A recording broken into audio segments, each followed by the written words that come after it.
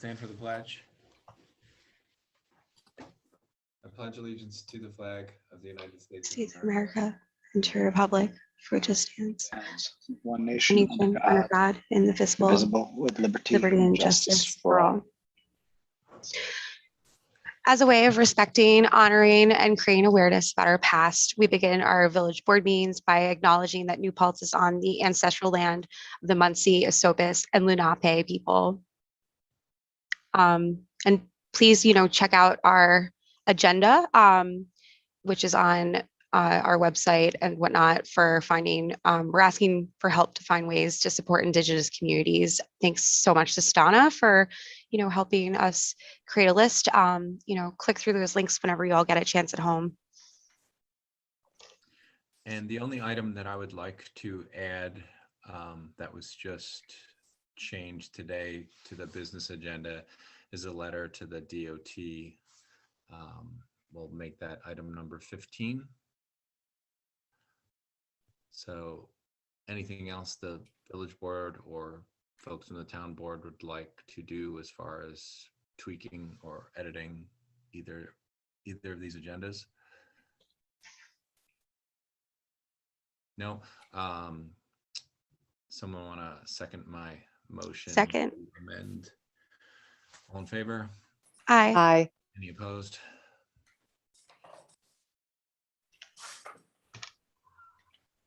Announcements. Would anyone from the town or village boards like to make an announcement? Would you like me to read the ones that I added, or? Go ahead. I might cry. Our community has lost a cherished human being. Raimundo Jackson, our wonderful librarian, has passed. He touched almost everyone who entered the library with his knowledge and caring. His love for amphibians, his love for everyone, especially our children. He always gave his full attention, time, and care to whomever he was with. We are in shock. He is missed dearly. His memory is certainly a blessing. Contributions can be made in support of Raimundo's funeral arrangements, as well as his spouse's immediate needs in the wake of Raimundo's unexpected passing. And I have shared the GoFundMe link on our agenda. So a moment for Raimundo. And the second thing that I'm going to announce again is that the New Paltz Police Commission is still looking for people who are interested in serving. The town continues to seek volunteers to join this commission. There will be one meeting per month and a few emails after initial training. And we're particularly in need of folks from traditionally underrepresented communities.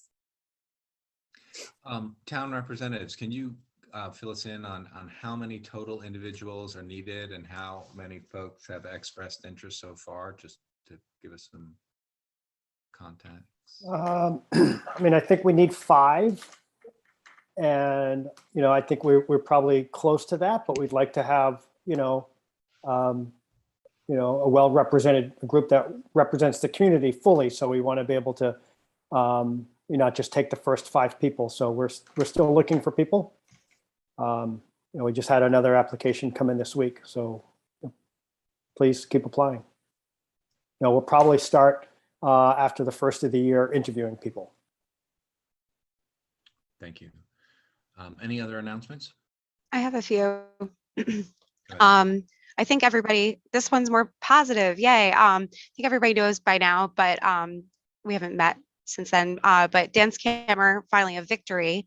And so, in solidarity with another peaker plant, fracked gas plant was also stopped down in Astoria. So, Dance Camera was going to be like the last fossil fuel plant, and we stopped it. And it was New Paltz that was the first to, pass resolutions in opposition of this project. And it was, all the familiar faces, New Paltz Climate Action Coalition, all our friends from New Paltz Climate Smart Task Force, so many folks in this meeting right now, all of us, the whole community, really had come out in full force for that for quite some time. So, thanks everyone for your hard work on that.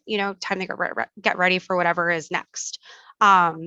So on housing stuff, just want to let everyone know that, ERAP and LRAP, so it's two different programs that exist for, rental assistance. Like ERAP was the COVID, emergency rental assistance program. You can still apply for that. And then more recently opened this autumn was the landlord rental assistance program. So, if you're a landlord and your, tenants have been unable to pay rent and didn't, go through the ERAP program, this is another avenue, another pot of money. Both links are on the OTDA website. I'll do some resharing on social media. It's in all of our emergency documents as well. And I'll make sure Ariana has links and stuff for the minutes. It's just I'm going off a notebook page right now. So that'll come later. But yeah, there's help out there basically in terms of housing. If you're still part of, if you're still recovering from the past, horrible year. Related to housing, Landlord Tenant Relations Council always needs some members. If you want to volunteer and you care about, tenant landlord relations, this is the volunteer opportunity for you. Reach out. And then back to one more environmental thing. Environmental policy board can always use some more volunteers. So if you are interested in environmental policy, come through. Any other announcements? I just got a message from our county legislator, Eve Walter. She wanted to provide some updates. So it seems like now is a perfect time to hand the mic to Eve. Thanks. Thanks for squeezing me in. So there are 3 items on the 2022 budget. 2 are use of ARPA funds and 1 is a long-standing one. So the long-standing one, which I imagine you're aware of, is the Community Development Fund. That's supposed to be a grant to match up to $500,000. So the conversation I had with them was, what are you waiting for? This has been something that has been available. And apparently the challenge is actually creating the application in order to do it. Hold on a second, let me put my dog on the bed. Oh, okay, he doesn't want to go. And that ties into, and that's an expansion of water and sewer for the purposes of community development. There's also an ARPA item that sounds exactly the same to me. It's also matching money for water and sewer for community development. Their only explanation of why the 2 are different is that one's ARPA and will go away and the other one is there for longer. So the reason why I feel like it's important is not only is it a very useful potential funding source for expanding water and sewer for New Paltz, but because they have not come up with the sort of the parameters or what an application would look like, I just encourage you to tell me some suggestions of things that I should say. If they haven't created it, then now's the time for me to say, well, why don't you ask, expect this from whoever's getting that money, or expect that. So I'm just having that, put that on your list of things to do. If you're interested in helping me, I could push forward certain elements of those applications, again, because it's not done. The second one is another ARPA, which is matching funds for open space and for conservation easements, trails, buying back property. So once again, they haven't come up with how they're going to let municipalities tell them that they want it or that they're eligible. I will say that the referendum that we passed in the village for the open space funds, what was it again, Tim or Neil? Was it town of New Paltz? That's town. Town. Well, so that referendum, that money that's being collected can be applied as the matching money for something like Thanks. this. But once again, you know, if they haven't created the outline of what would be needed for a municipality to get these, then this is a time for me to make suggestions of what I think should be on that list. So I'm just encouraging you to let me know. And then the last one is just food for thought, whether if you wanted a conversation, you can, but you don't have to. Stana raised a lot of, it was 2 long conversations in the legislature all around Stana. Yep, nothing personal. It was really this issue. I'll take it as a compliment. Yeah, and everyone kept saying, I want to be clear, this is nothing about Stana Weiser. I think I heard that out 10 times. So what really came up was this idea of, and it's not, again, nothing about Stana specifically, but like how municipalities are selecting members to be in the county planning board.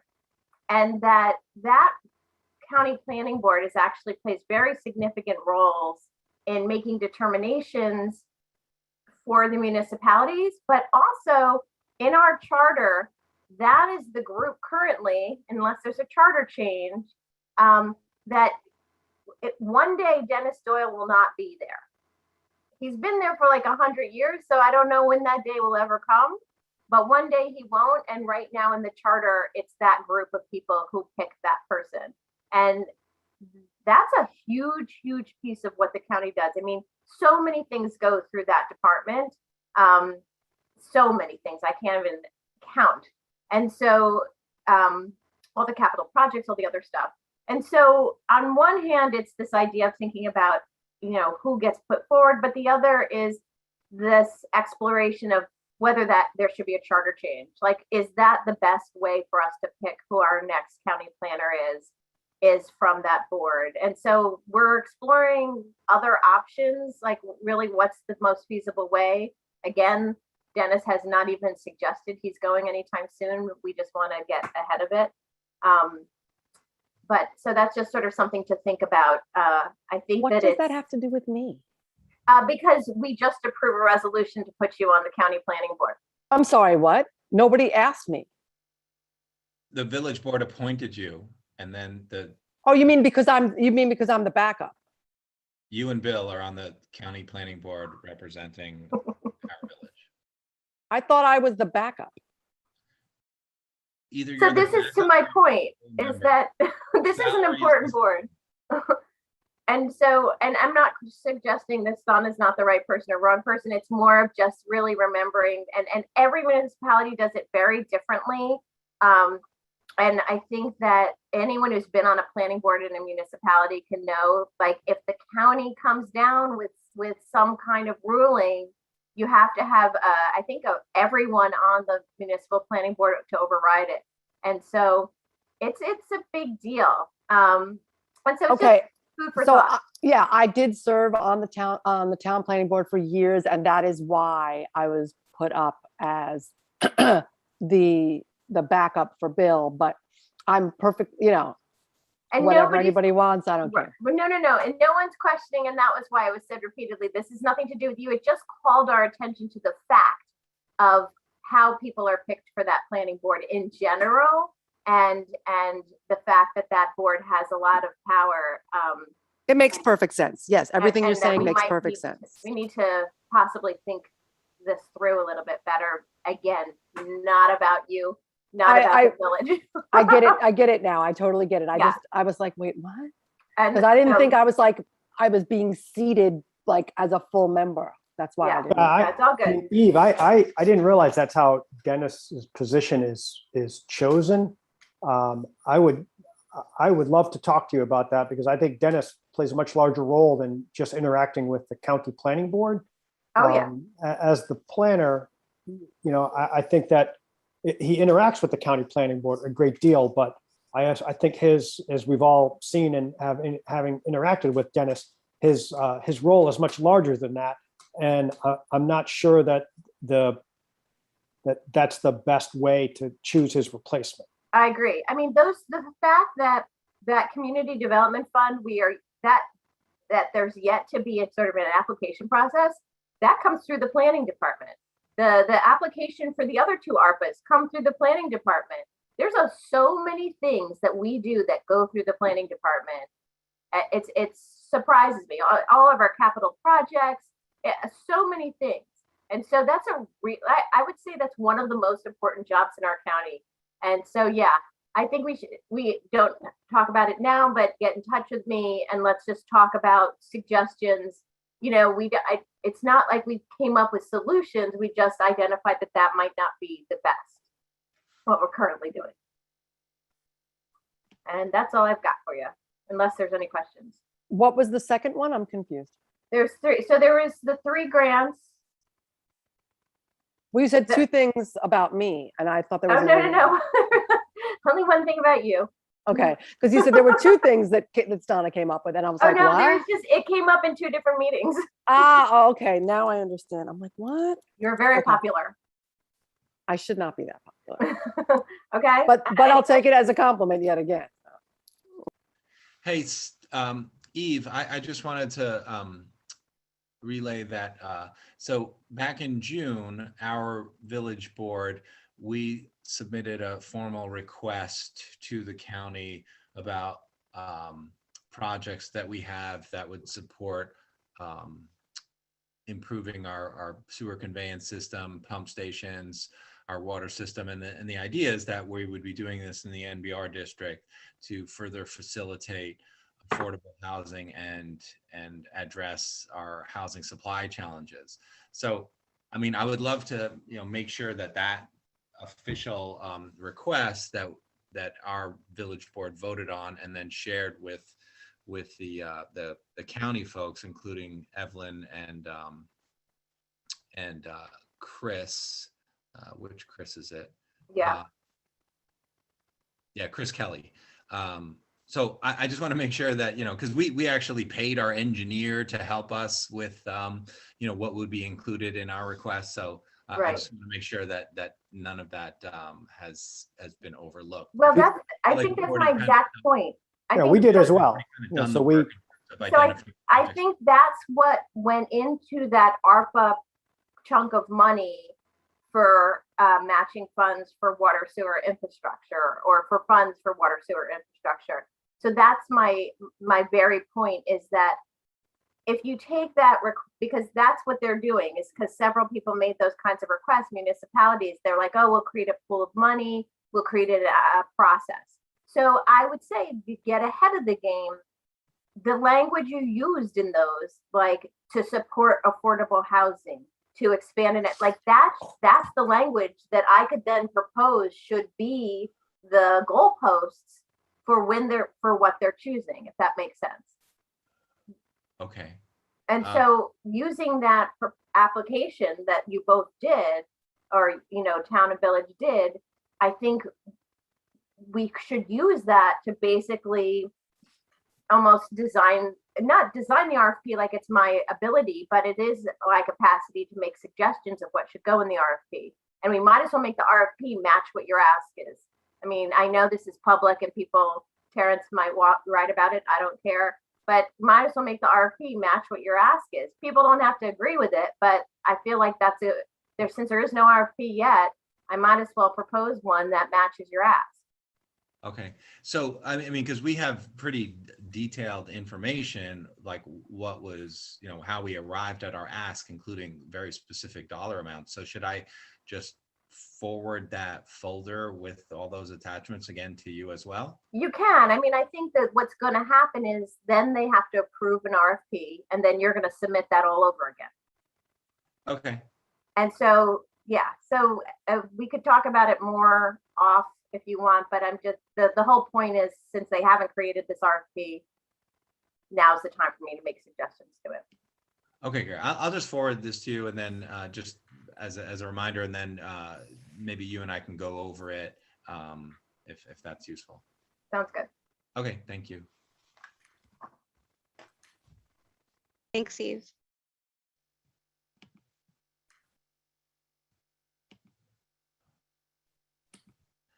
Do we have any other announcements, or we are moving on? So before we do public comment, if there are public comments, I just want to move the consent agenda. Before you move it, can you remove the payments? Yeah, so we'll remove item number 2, payments to Meyer, September and October payments, but I'd like to move the consent agenda as amended. Second. All in favor? Aye. Aye. Aye. We don't have any public hearings open right now, but I imagine there may be folks here to make public comments generally. If do we have a list, or do we have hands up?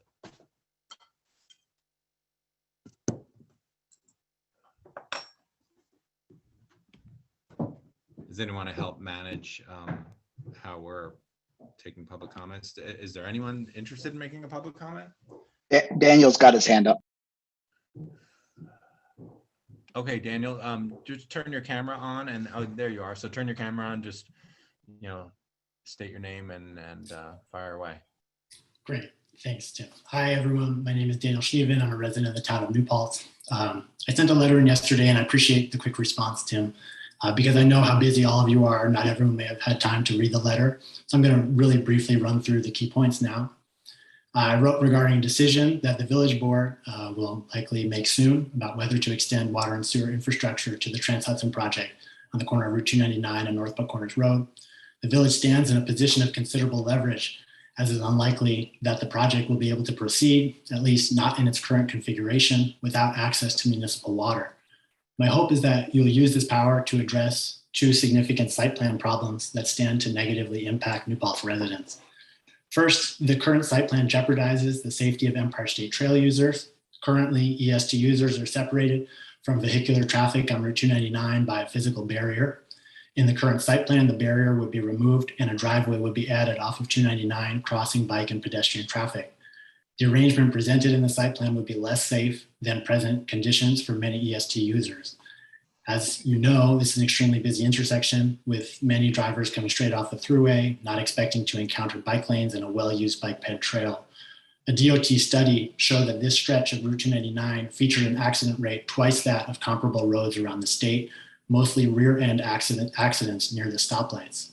The report notes that, quote, commercial driveways in close proximity to the traffic signals contribute to these accidents at these intersections, with drivers cutting across lanes to enter and exit these facilities, end quote.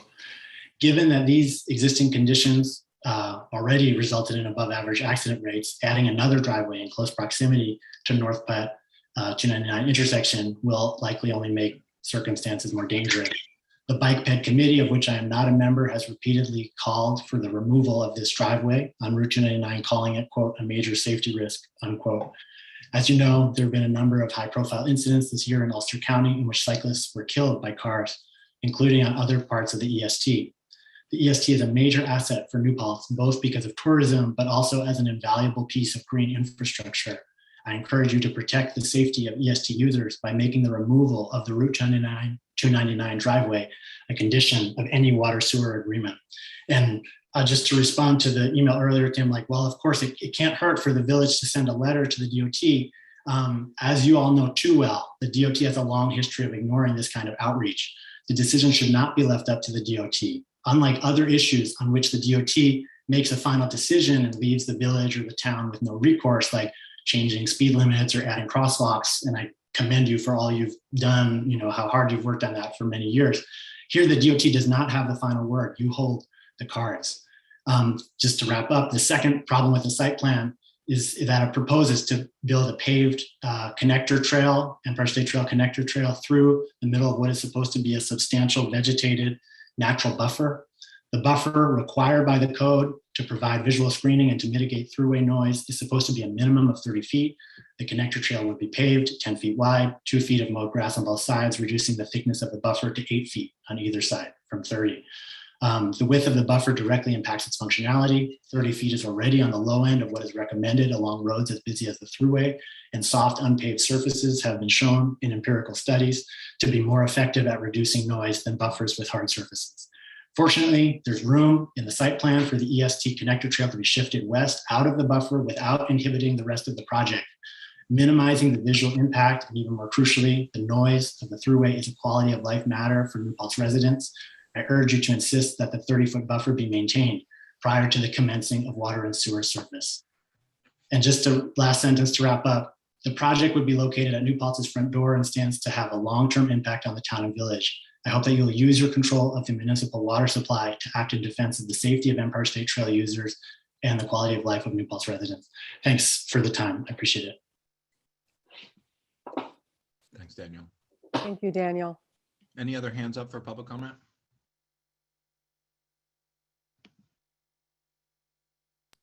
I think Faith wants to speak and Bravin as well. I missed the first name. Faith. Oh, Faith. Faith, please go ahead. Turn your camera on and just.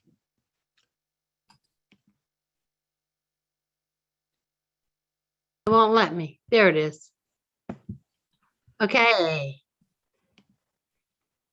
I also thought tonight's meeting had to do, can you hear me? We can hear you, but we can't see you. All right, I'll start my video. There I am. I thought tonight's meeting also had to do with the eviction and quality of life in the apartments in New Paltz. There was no mention of that. I mean, from what I understood, we were supposed to talk about the eviction notice. Or am I talking like you don't understand?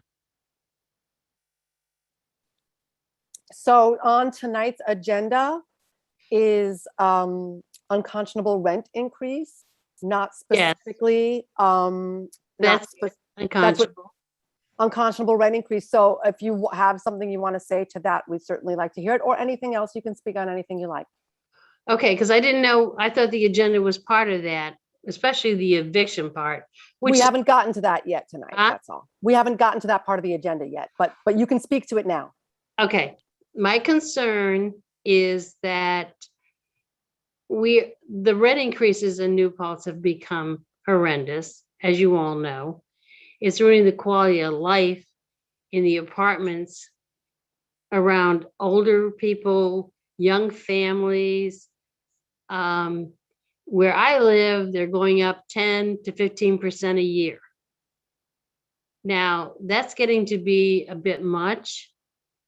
Nobody's increase in rent, I mean, in income has gone up that much. So I'm wondering, what is the town going to do about these rent increases? And of course, the eviction thing is moot. I mean, okay, people are being evicted because they can't pay rent. They're not being evicted because they pay their rent. They can't afford $200 a month more than they've been paying. So now they're getting evicted. Basically, they have to move on. Where do they move on? That's my question. Where do those people move on to? There's no good, I mean, our schools are great, our community's great. Where do they have to go? There's nowhere in town except for Mulberry Square, which has kept their rents low, has not increased their rents, and everybody's flocking, trying to get in there. And of course, there's not enough apartments. So my concern is, what is the town going to do to bring back the quality of life that we had? So Faith, thanks for. Could you speak up, Tim? I can't hear you. Yeah, sorry. So Faith, thanks for making this public comment tonight. This is a conversation that we've been having for some time. We've looked at draft good cause laws, and we've also composed a draft unconscionable rent increase law. We discussed it at our meeting 2 weeks ago. We had an offline conversation with our attorney who actually augmented that proposed law. Our attorneys just circulated it to the village board late this afternoon. We're going to discuss some details about that proposed law later in this agenda, but to answer your question, that's how we're trying to address the concerns that you've outlined, because we've heard this from a number of people about the housing instability problems that are primarily driven by oversized rent increases, and we want to see if we could figure out a legal way of managing those challenges.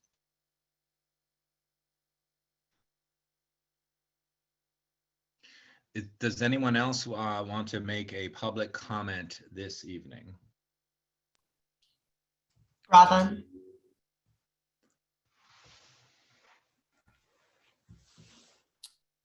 Great. Can everyone see me and hear me? Okay, great. Well, thank you all so much for your time.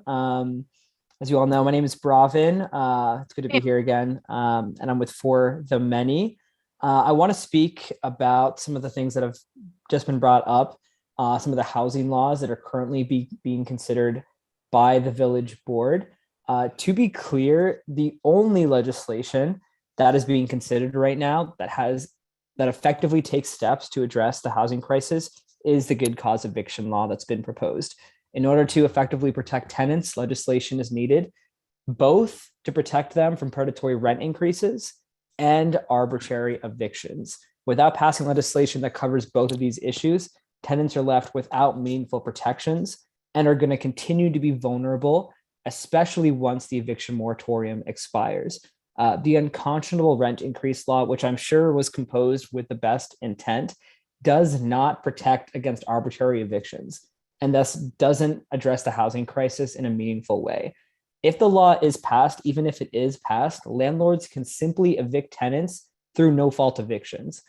And by choosing to split up tenant protections in this way, the village board is making this process unnecessarily complicated, a lot more convoluted, and makes the laws harder to understand, both for the tenant and the landlord.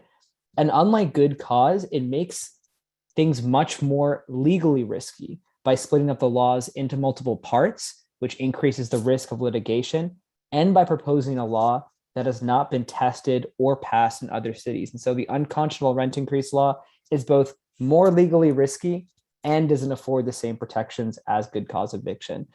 I also want to address one of the talking points that we've heard repeated over and over by landlords, that somehow because New Paltz has a high student population, those folks are undeserving of basic tenant protections. We have spoken to student renters who have shared their stories about how they are some of the most vulnerable and the most housing insecure tenants in the village. And those students that choose to stay after graduation become contributing members of this community. And as such, they deserve to have their housing rights protected so they continue to live in the village. Many of the aspects of local government are volunteer efforts that these students after graduation choose to engage in, from the planning and zoning boards to coaching sports teams. And we need the tenants in the village, which represents 3/4 of all New Paltz residents, to feel secure in their homes in order for them to step up and volunteer in these roles. For the Many engages in a lot of electoral work to elect lawmakers that champion the rights of working people and to vote out those that choose to represent the privileged few. In 2021, we won 7 out of 8 of our primary campaigns. And this past year, we knocked on 7,500 doors, made 100,000 calls, sent out 2,700 pieces of mail, and ran ads shown over 80,000 times. We did a lot of that work in order to elect progressive champions and to hold those that choose to side with the wealthy few to account.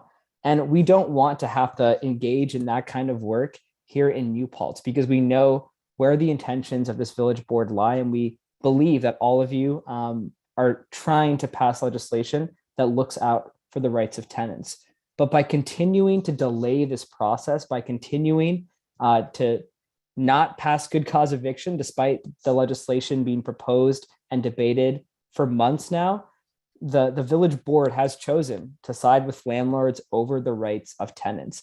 And the village board must reassess that choice. They can choose to move forward with the newest draft of good cause eviction that's been proposed, or they can continue to side with a few landlords and against the the rights of tenants. The choice and the decision is up to this village board. And we at For the Many really hope that you continue, that you choose to change course and choose the right decision by siding with tenants. Thank you also very much for your time. Thanks, Robin, and thanks for your continued involvement and passion about this important topic. I really could not agree with you more. And as we discussed last time, the unconscionable rent increase law was a draft that we were working on with our attorney.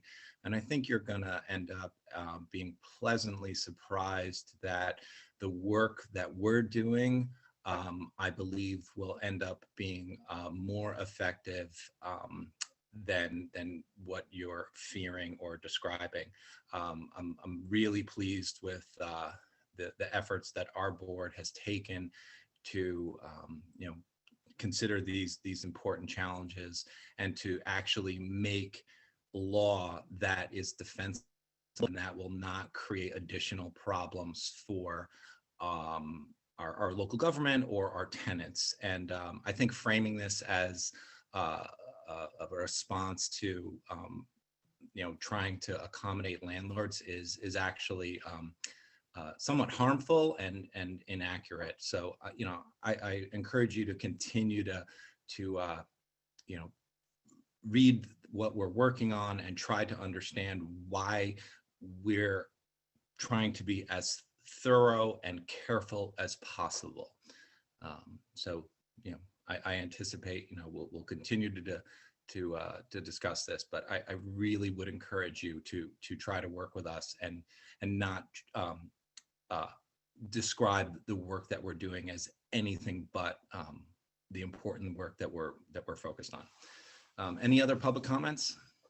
Yes, I would like to make a comment referring to the, I don't know if you can hear me, and I cannot turn on my camera, but my name is Rosario Lara. I have been living here in New Paltz since 2010.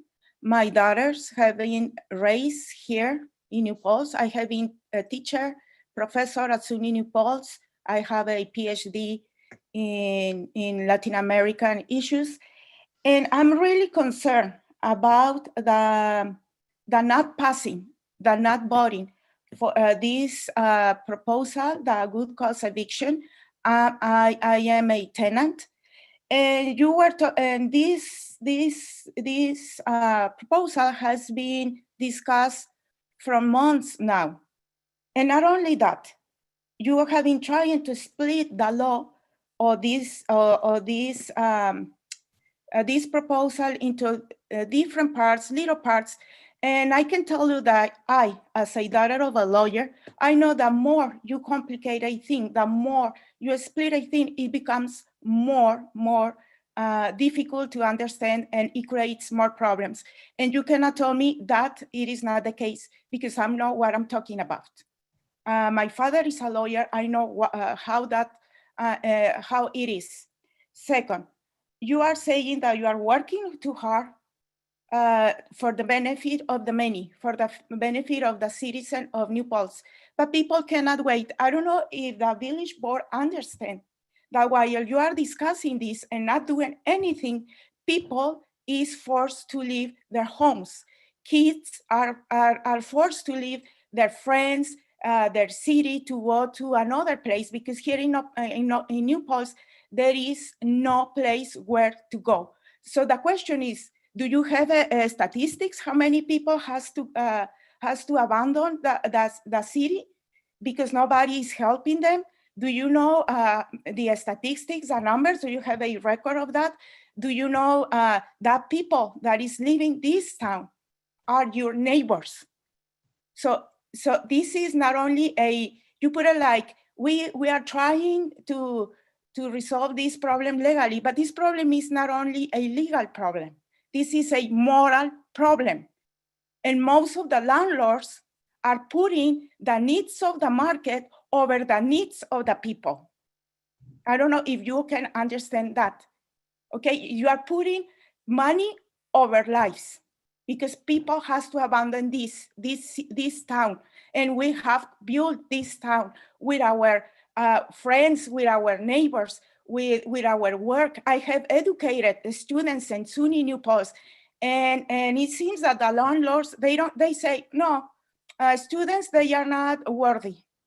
So they don't deserve rights, the right to stay here, the right to have a place where to live with dignity.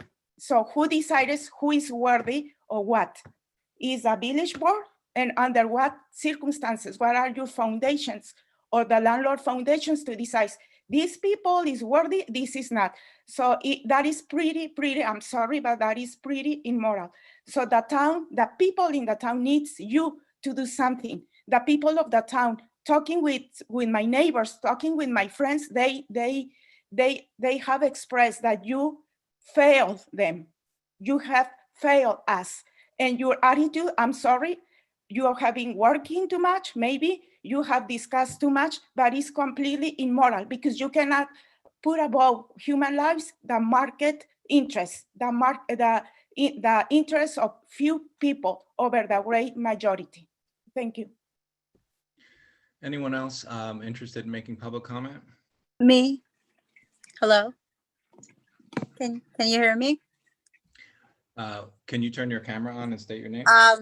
Yes. Let me see. Hello. And tell us who you are. Hi. Hi. How are you?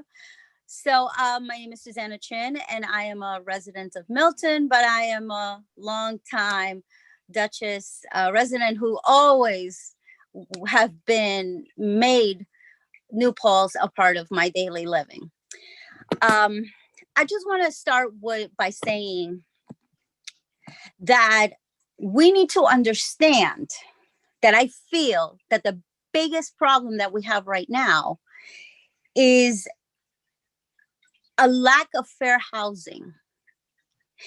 And the situation that you have with lack of fair housing in New Paltz and the things that will be done for it are going to affect all surrounding towns, which includes mine. And the problem with that is as follows.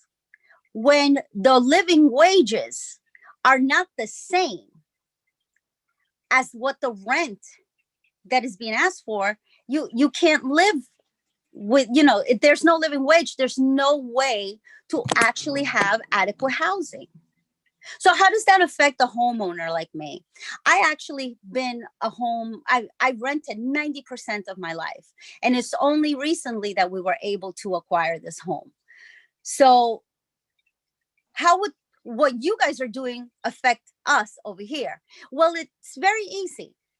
It will affect us because people are not going to be able to live within New Paltz, then they're going to come down. Then you have to also take into the understanding that even if the people don't come down towards us, you're going to start having people who don't have anywhere to go, like the woman before said. And what are they going to do? You're going to have an explosion of homelessness. I don't know if you noticed, but around the country, we're having tent cities. People are working 2-3 jobs and still are living in their cars. It is the most unethical thing I've ever heard of, to put the landlords above people who are not asking you for a handout. They're actually working, but they can't meet those means. My thing is also, I've watched New Paltz go from a lot of stores and a lot of this, and all of a sudden it's all a bunch of restaurants. But you have a lot of students that come here too. And those students are getting a very mixed message. They're saying, come here, study with us, spend your money with us, but please don't live here. That's what you're saying when you make housing unfair, when you allow these things. And to tell you, I am personally ashamed of what's going on with this board, thinking that they are making all of these allowances that really are unfair. And believe it or not, it's going to be to the detriment of all of us. So it's not just New Paltz, it's going to be to the detriment of all of us. Because if that's the kind of situation that you're going to start, then that is going to come to the rest of us. And we don't want that. guess what? That brings property values down. And that's not going to be a good look. What we want is fair housing for the students and the workers and for people who really have built community. And I think that as a town board, the number one priority that you have is to continue to make sure that your community thrives, and not just a portion, but all of it. So for me, I really hope that you are able to understand that good cause evictions is not a slogan. It's actually a human right. And I thank you for your time, and I hope that you do better. Thank you, Susanna. Thank you, Susanna. And I'd like to say, or do you want to speak first? I just find this very unfortunate that there's been a lot of negative rhetoric going around about our board.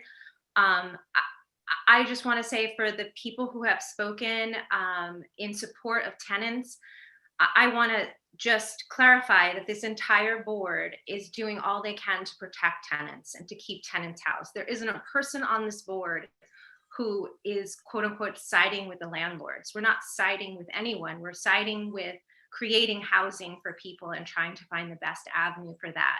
The process is slow, and because it's, as Tim said earlier, I think he put it perfectly. We're being very mindful in this and creating a clear path so housing is more stable in our community. And I just want to clarify that. I could not agree with Michelle more. What I'd like to say is absolutely, housing is a human right. Absolutely, no question. And I was a renter for 43 years. I've only owned for the past 8 years. My mother has been in the same apartment since New Year's 1980. For 20 years, she was in housing court for the deregulation of her apartment in Brooklyn.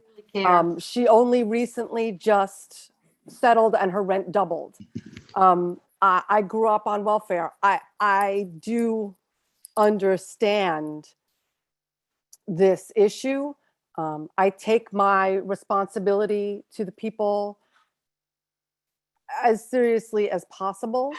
And because of that, and because of my fellow board members feeling similarly, we must do this diligently. We must do this carefully. Doing it quickly might look like it's helping people, but not actually be helping people. And so we're willing to take the time and take some flack if necessary to ensure that the most people are protected. We need to have a community that has low-cost housing, real fair housing.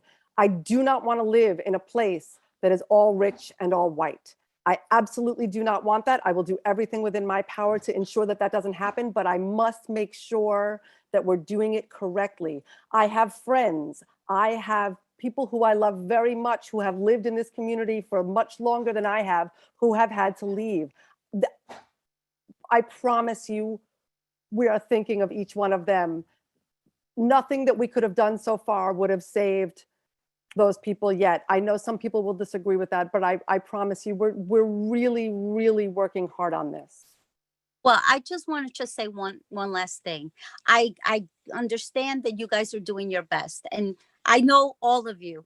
So my thing is it's not a personal thing. My thing is that you have to understand that it feels to everybody else, because a lot of people of color like myself, we don't have the time to drag our feet and wait. We do not have the time. And actually, I'm going to say one thing. The landlords, among other people, have used this pandemic as a power grab and a money grab. And there's a lot of that money that was allocated for rent assistance programs that is being very slowly put out there. So everybody has this obsession with kind of wait your turn. We've waited enough turns. How long do we have to wait for something significant to happen? For somebody, everybody put you in this board because we believe that you have the same progressive mindset that we do. We need you to put that into action. We are doing that. but then by not being able to overlook fair eviction laws.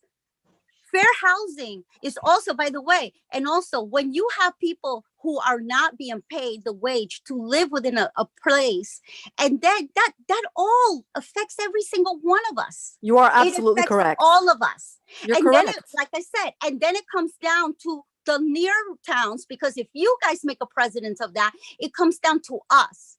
So then people start moving towards ours, and then it's not that our property value is going to go down for that. What I'm saying is that you do not understand, maybe it'll rise my property value. Now that's going to add to my burden. You know what I mean? So we need to be mindful of what you set a precedence to what the rest of us are going to have to deal with. So I'm sorry, I don't mean to sound a little tough voice. I'm just Hispanic. It's okay. It's okay. That's it. I feel you, and we agree with you. We really do. Okay. Well, thank you so much. Yeah, and we'll be discussing this more when we have the agenda item that we plan on discussing. Speak up, Tim. I can't hear you. So we have this on our agenda for later this evening. So I think it makes more sense to go into detail at that time. Does anyone from the public want to make any comments? On this topic is fine, or any other topics?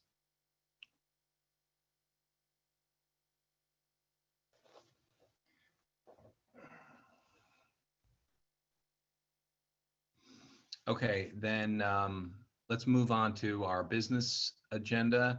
So we have item number 1. Robin would like to make another comment. Okay. Go ahead, Robin. All right, I'm sorry about this. Just really wanted to touch on some points. Yeah, I just want to make clear, like, we don't doubt for a minute that everyone on the village board is committed to protecting tenant rights. I just want to flag that it has been a strategy of real estate and landlord interests to just try and delay this process as much as possible until it fizzles out and dies and no legislation is passed. So just really want to make it clear that, like, while it is important that we go through all the proper mechanisms, and the village board is worried about lawsuit and making sure you all create the strongest piece of legislation possible, it's just important to note that, like, this is the political strategy that landlords and real estate lobbies have been employing, not only in the village, but across the Hudson Valley and across the state, to just delay and delay and delay.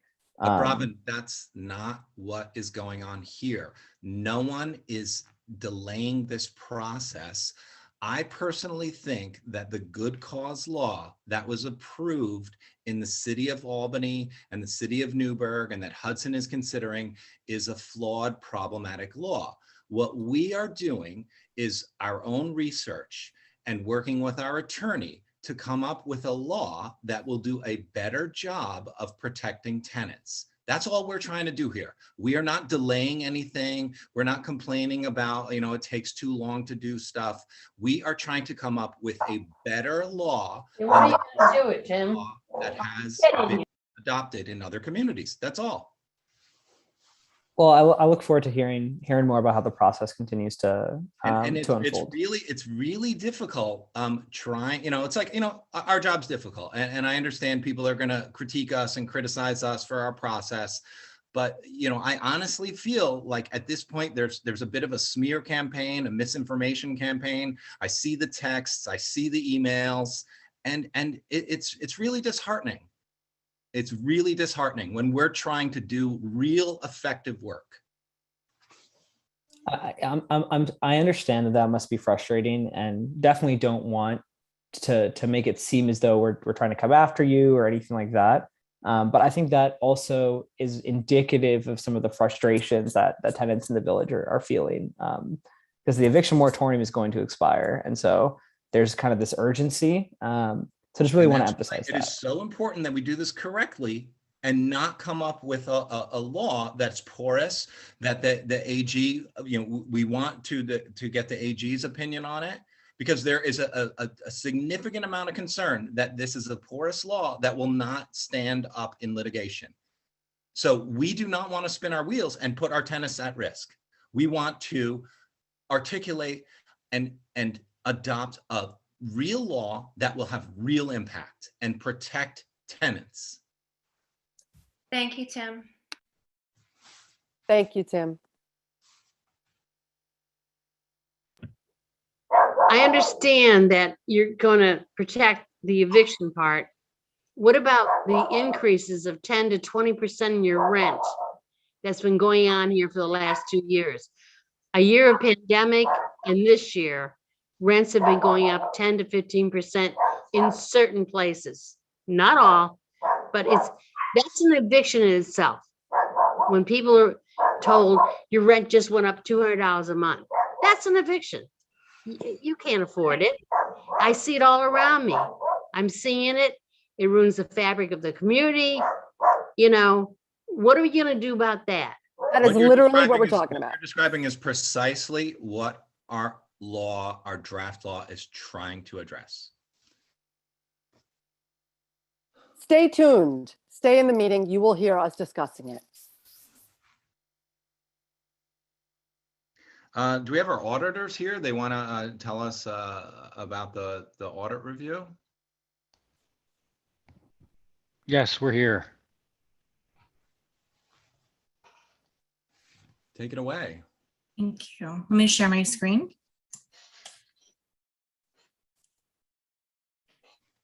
Can everybody see my screen? Great.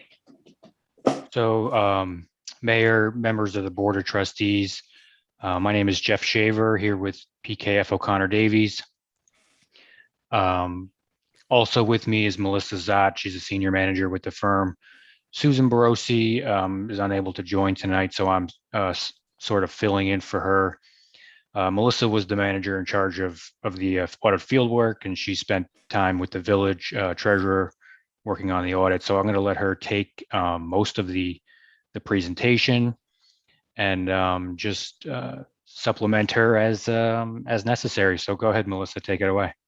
Thanks, Jeff. Thank you for having us tonight. In tonight's presentation, we're going to discuss the responsibilities of us as your auditors, management, and those charged with governance. We'll cover the general fund activity and the ending fund balance of the village's funds. As your auditors, we are responsible for performing your audit in accordance with generally accepted auditing standards. We have designed the audit to obtain a reasonable rather than an absolute assurance that the financial statements are free from material misstatements. We are also required to communicate to you any deficiencies in internal control that are considered to be significant deficiencies and material weaknesses. During our audit, we did not note any deficiencies that met those two definitions.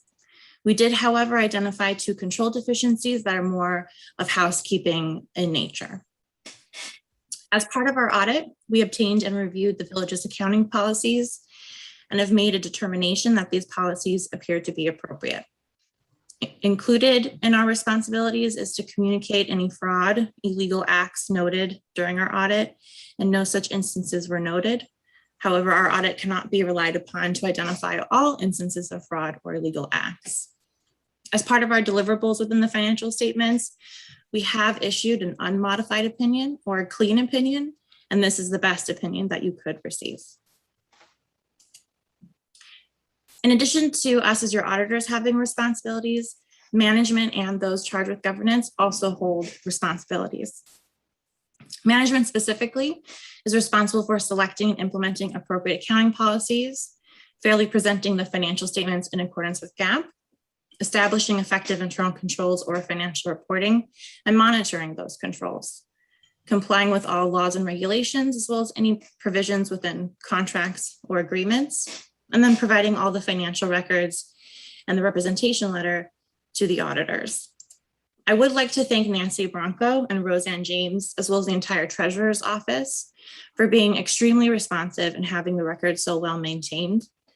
We ask for a significant amount of documents during our audit, so it's greatly appreciated. Those charged with governance is responsible for overseeing the financial reporting process. And lastly, both management and those charged with governance are jointly responsible for setting the proper tone at the top and maintaining high ethical standards, as well as designing and implementing policies and internal controls to detect fraud. So this slide highlights the financial statements of the general fund at fiscal year end, May 31st, 2021. This is the general fund exclusive of the fire service awards. So before we get into the numbers, I just want to briefly discuss the layout. The first column is your original budget. This represents the budget that's approved by the voters. The second column is your final budget, which would include any budget modifications or transfers. The third column represents actual activity during the year. And then your fourth and last column is the difference between the final budget and the actual activity. So the village anticipated $3.24 million in revenues to be received as adopted, as you can see in the first column. The budget was increased during the year by about $45,000 for state impact aid expected to be received. And your total revenues came in at about $3 million, which is about $205,000 under your final budget. The categories where the revenues came in under budget were parking violation fees and fines and forfeitures, which were adversely affected by the pandemic. The village had no parking enforcement for part of the year and limited enforcement for the remainder of the year. You look down to your second line, that's your expenditures. You have budgeted in your original budget about $3.1 million to be spent. There were some budget transfers during the year, moving the budget to transfers out, which is down below in your other financing sources and uses. Your total expenditures, the actual column, came in at about $2.4 million. And this represents a budgetary savings of about $477,000. The savings were mainly within transportation and fire department, which again were also impacted by the pandemic. There was less activity due to road closures, street lighting project put on hold, and less electricity used for additional charging stations. If we move down to the other financing sources and uses, this represents your transfers in, your transfers out of the general fund. And these funds would come from your other villages funds, like your capital projects fund, water or sewer. In total, the village anticipated having a net transfer out of $260,000 approximately in your original budget, which was then increased to a net transfer out of $767,000, as you can see in your final budget. These transfers out were to the capital projects fund, and then actual net transfers, what actually happened during the year, were about $465,000, which resulted in a savings of $300,000 under your final budget. There was an unanticipated large debt payoff for your bond anticipation note within the capital projects fund. And so the budget was modified to utilize the fund balance to cover that additional pay down. So how does all of that activity fall to your bottom line? So for your fund balance, second line towards the bottom, the village anticipated using $160,000 of fund balance to balance your original budget. This was modified to $421,000 to cover your unanticipated expenditures, including that increase to transfers out, as I mentioned before. But instead, you can see that the village ended up adding $152,000 under the actual column to your opening fund balance of $1.3 million. And that the village ended with a fund balance of $1.4 million. Not all of that fund balance is considered to be available to spend on the general operations of the village. So we will go to the next slide to discuss the categories. So this slide presents all of the funds, so the general fund as well as the other funds that the village operates. In the general fund here, previous slide excluded the fire service awards program, and this slide it includes that, which is about $490,000. The $1.4 million ending fund balance plus that additional $490,000 is classified into two buckets. You can see in the top here, you have your restricted fund balance, and then at the bottom, you have your unassigned of $647,000. So your restricted fund balance represents instances where constraints were placed on the use of the funds.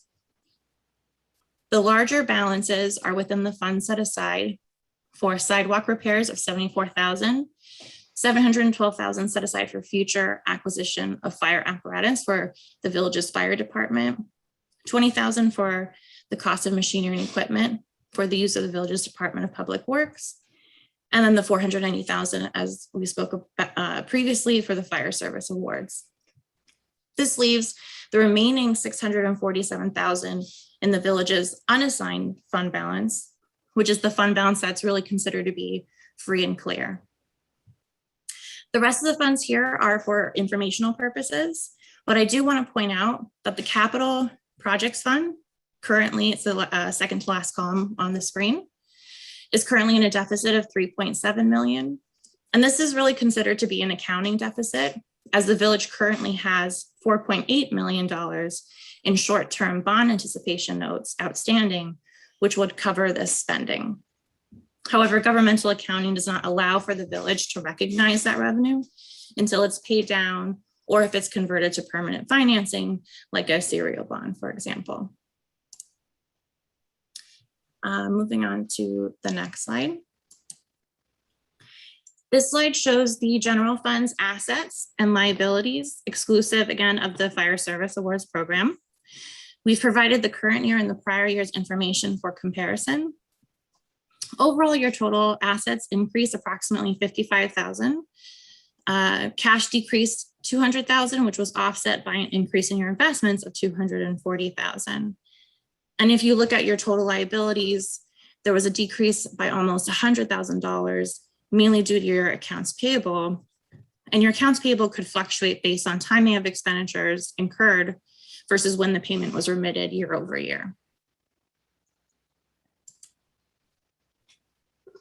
And then I'll give it to Jeffrey to talk about the general fund comparisons. Okay, thank you, Melissa. So before you on this slide, we have a 5-year history of the general fund balance. You can see unrestricted fund balance, or what Melissa referred to on the previous slides as unassigned fund balance. That's the free and clear. That's amount that can be used at the discretion of the village board of trustees. That amount stands at $647,000 in 2021. You can see how the number has been kind of floating around that area over the last 5 years, with a low of $500,000 and a high of $738,000. We're also comparing that number as a percentage to the actual expenditures for the year as a common financial performance benchmark. And you can see that percentage is about 21% for 2021. That's considered a healthy fund balance. That number has been in the range of 15.5% up to 25%. So considering we're coming out of a pandemic, and a year and a half ago when this all happened, things looked pretty scary for local governments financially. It's amazing that you have been able to maintain and actually increase your fund balance from the previous year. So the village should certainly be proud of that. I would consider the 20% a nice, a healthy number, prudent number. And you've been in that range. So keep up the good work. That would be the message, and continue to do what you're doing. The only thing in addition to this that's really not reflected here is the ARPA money, which, I was listening into the beginning part of the meeting. It came up several times. So those funds would be, in addition to any of the funds that we're talking about here. With that said, unless Melissa has something else to add, those were all our prepared remarks. If anybody on the board has any questions or comments, we'd be happy to try and answer. So this is Tim. So Jeff or Melissa, one thing that we've wrestled with for some time is actually coming up with our own stated fund balance policy. You're describing how it looks reasonable. Our fund balance as a percentage of expenses is around 21% currently. We've tried to work with the New York State Comptroller's Office to identify what a best practice might be. I mean, do you have any suggestions? Should we put something in writing? What kind of guidelines? If yes, what kind of guidelines do you suggest we consider? I've seen I've seen some fund balance policies around, the Hudson Valley, other municipal clients that we audit. The ones I like best are the less restrictive ones, because if you put a percentage in there, let's say you were to put a percentage there, it forces you to do something, or change the policy, which might not be that easy to do.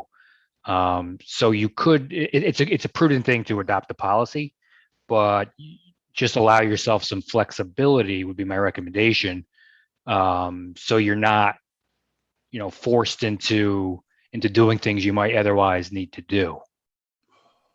So I wouldn't recommend, I wouldn't like something that said, this is my personal opinion, my professional opinion, cannot go over 20% or cannot go over 25%, because that kind of ties up the village in managing its finances. Because in some cases you might end up going over those percentages through no fault of your own, as the economy waxes and wanes and revenues increase and decrease. So you don't want to necessarily pin yourself to one specific number. Any other questions from the board? I do have one last question. So, so Melissa or Jeff, like if you could wave a magic wand and help us improve one practice, that we're currently not doing, or we could do a better job at to make sure we're on as sound as fiscal footing as possible, what would it be? I would say, I would point to the control deficiencies that we identified during the audit. You do have some capital projects, and we did notice that there was one project that didn't have any activity during the year. So just to keep track of those, and if they are ending, if there's no activity and the project is fully closed, just to, in a timely manner, pass a board resolution to close out that project and either return the money to the general fund if it was funded through transfers, or into a debt service reserve if it was funded with proceeds. The only thing I would add, kind of more of a financial condition, is continue to do what you've clearly been doing over the last 5 years. I'm coming in kind of fresh because I'm not your audit partner, so I'm coming in looking at this somewhat fresh.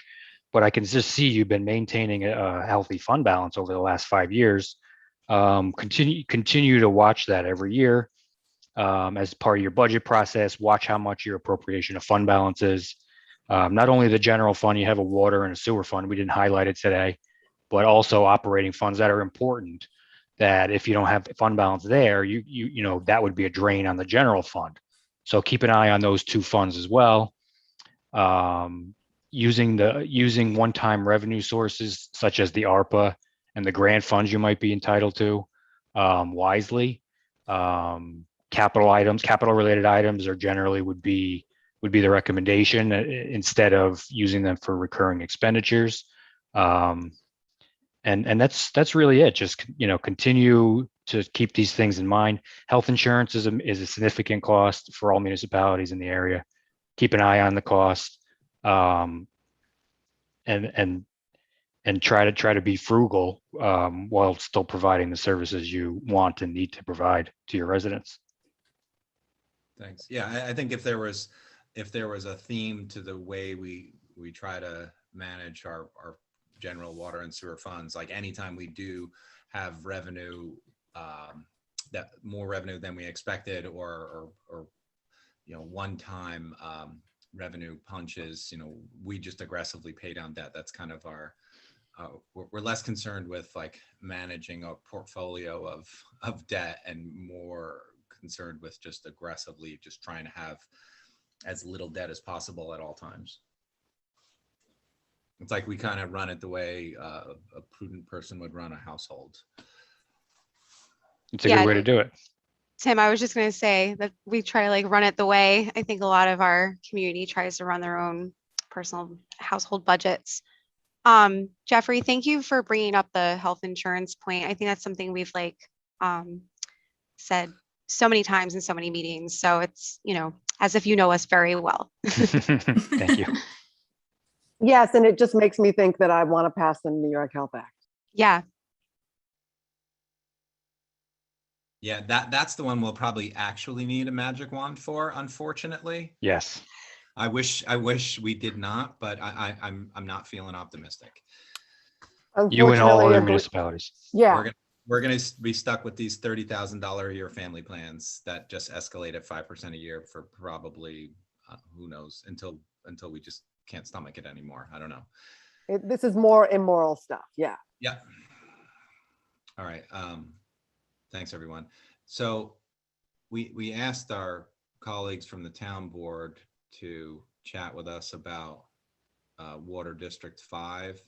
Sorry that we're only getting to this now, but thanks for being patient, because we just wanted to have a check-in on this project.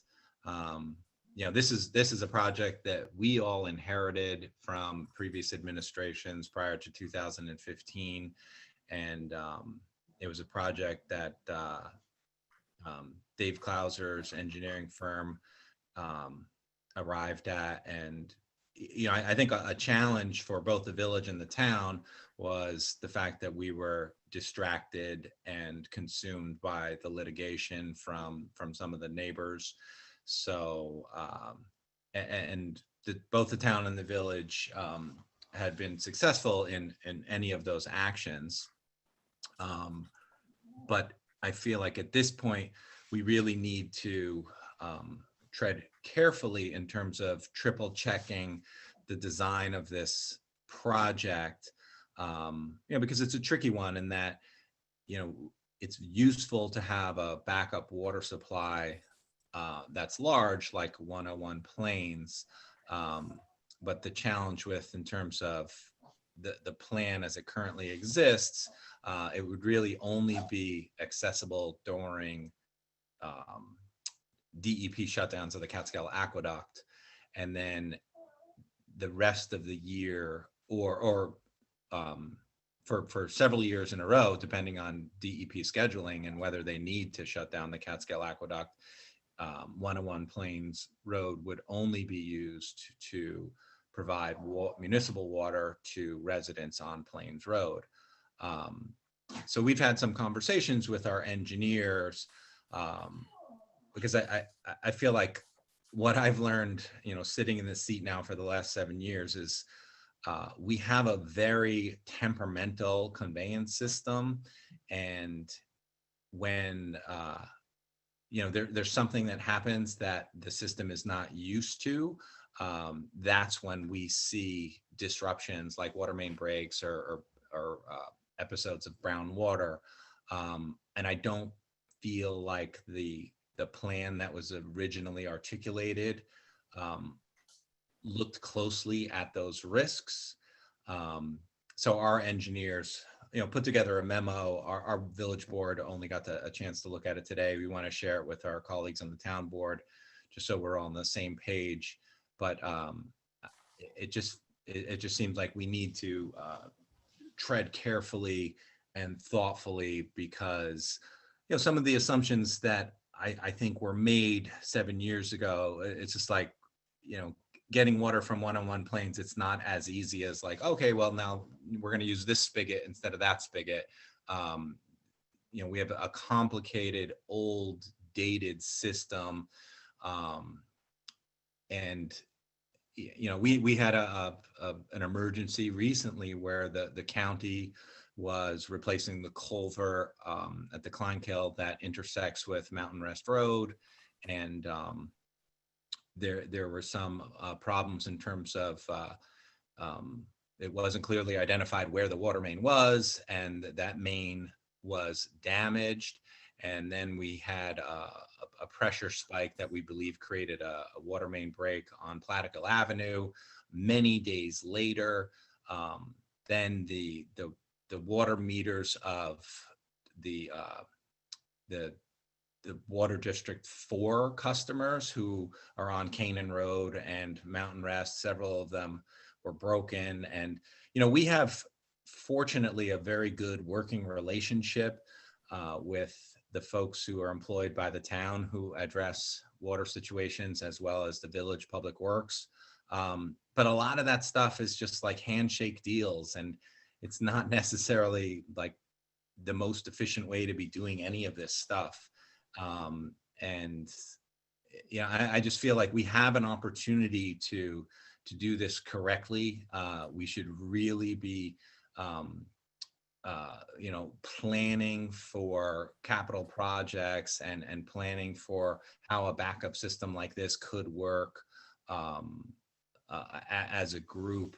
And it's just something that I feel like we need to get together on, and include our engineers and take a closer look at the current design and how District 5 could work, and maybe even take a closer look at how much could be extracted as far as yield during the time that the well is being used as a backup source, as well as all the other days during the year, because it may make more sense to use some of that water so that the flow into the village's conveyance system is not something that gets introduced infrequently. At a maximum at this point, it's like once per year, could be less. It's kind of like having a lawnmower in your garage and then using it once a year, once every 5 years, and then expecting it to run.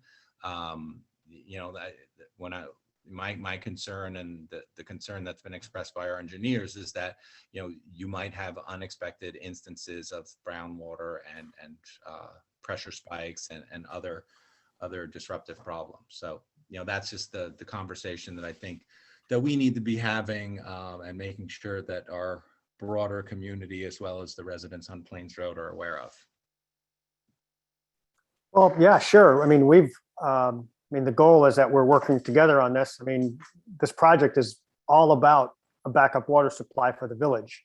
This was never intended to be just for the water district, right? The DEP is paying for this because by law, you're supposed to have a backup water supply. And over the next 10 years, they're going to be shutting the aqueduct down at least a half dozen times, if not more, with the CAT RR projects that are going on. So yeah, the plan has always been that we work together.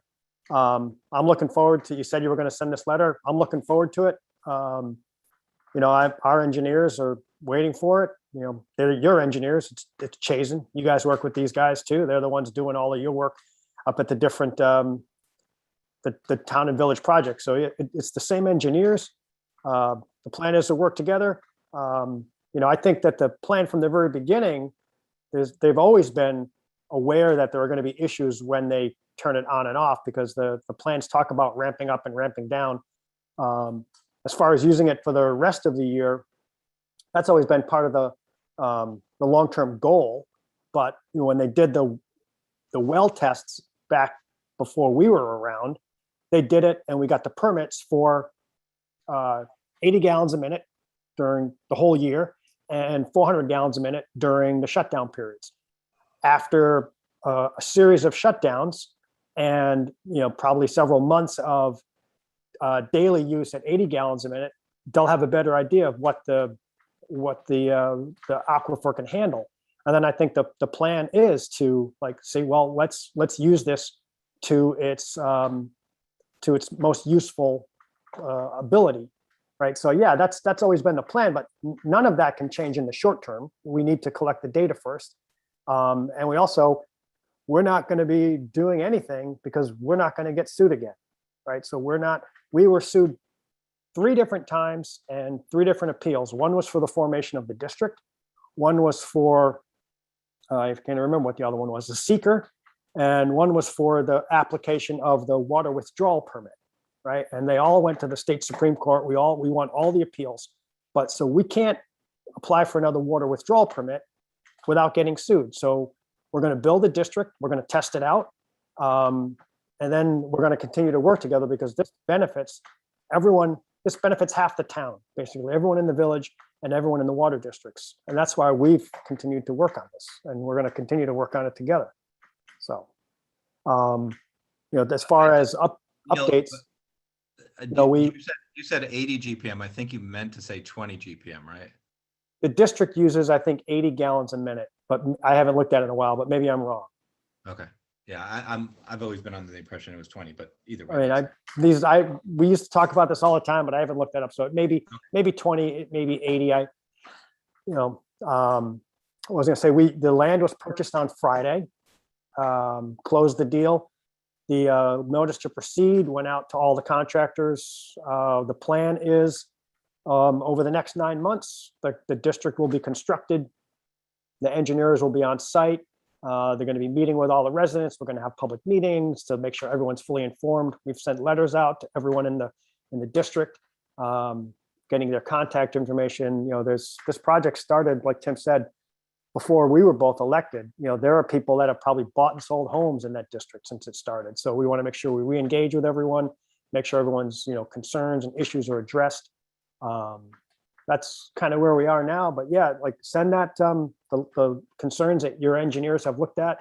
I sent Blue's contact information and Chris Marks's contact information to the engineers from Chazen today, because the contractors are beginning to reach out and saying, well, we have a question about this type of valve and that type of valve, and we want to make sure that Blue is fully involved with answering those questions as we go forward, because some of the design changes say one thing, but just for an example, the vendor was like, well, that's not the valve the village uses. Are you sure you want to use that? And we're like, no, we'll better reach out to Blue and make sure that the design said one thing, but that may be what it says, but we want to make sure it's what Blue wants. So the goal is that we're going to work together on this. Well, that's encouraging to hear. I can't emphasize enough how important that will be, because we spend, I mean, you just described it as the village's water system. It's the village's responsibility, and it absorbs an enormous amount of our staff's time. But I think it's really important to highlight that it serves about 1,100 connections in the village, about 300 connections in town districts, the entire SUNY New Paltz campus, our 3 different K through 12 schools. But then, I think it's probably important to note that all 4 K through 12 schools are impacted, because the middle school functions as a central kitchen for the entire K through 12 school district. So yeah, I think it's really important to highlight that this is a very important project to the town, town residents, who, we just happen to be an adorable little neighborhood association within the town, aka. Well, that's why the town, we for the lawsuits, we weren't guaranteed that we were going to get reimbursed by the DEP. The town spent over $100,000 fighting those lawsuits. Eventually, the DEP reimbursed us for all of it, and we didn't, lose any money on it. But this is important, right? We know this is important to more than half the town, right? More than half the town, and all of our kids need this as drinking water. So yeah, we were also named in a lawsuit, and we were lucky in that our insurance paid for the attorney where we were successful in litigation. But I'm often surprised when insurance is willing to pay for anything. I feel like we pay for insurance regularly, and then there are claims and they say, oh, well, we still got to pay for that anyways. But we actually got lucky in that our insurance company paid for our attorney during. We have the same insurance right now after you guys said you had it, and guess what? They never cover anything. Frustrating. Yeah, that's ordinarily how it works. Okay, so we'll get you that that note that was composed by Blue and Dennis Larios this week. Yeah, and they can reach out to Chazen. They know those guys. These guys work together all the time. But thanks for that. So the next item, I think we wanted to have that conversation with the town. Stana, do you want to walk us through item 4? Yeah, I'm happy to do that. Thanks so much. So I'm going to just find where I want to read it from. All right. So It's not on there. All right, hold on. I'll see. I'll look at my email. So just to quickly get everybody up to speed, as I've asked previously about what is in the budget for anti-racism training, I'm bringing forth a proposal for discussion. Given the focus on anti-racism through the work of the NPP RRC, REAC at the school district, the revelations about, excuse me, the church on Pencil Hill, etc., we are tasked with action. Our intentions through all of these things are sincere. However, our outcomes so far raise questions about our current capacity and understanding. Therefore, we need to build capacity. And I've put together information on a few different anti-racism trainings offered in our area to give an idea of what's available. The village board recently voted to begin our collective anti-racism training with L. Grace Harmon, who's the pastor of the New Paltz United Methodist Church, and that is a white fragility study group. I want to make things perfectly clear here. Doing this particular, starting with this was a choice because I didn't, we were talking about whether there was budget for things, and I felt that something needed to be done.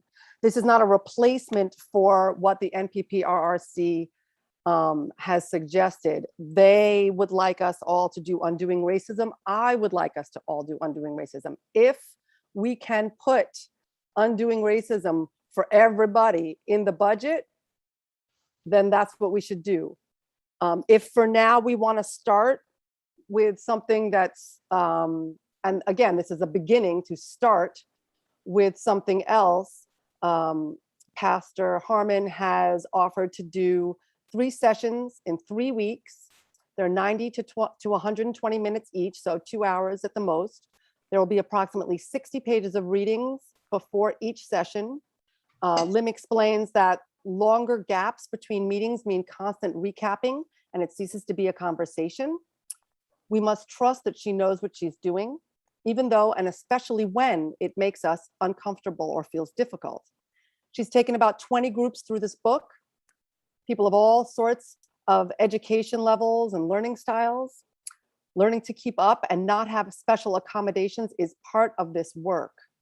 So what she has offered us is $900 all inclusive for the entire village and town boards. That's 10 people.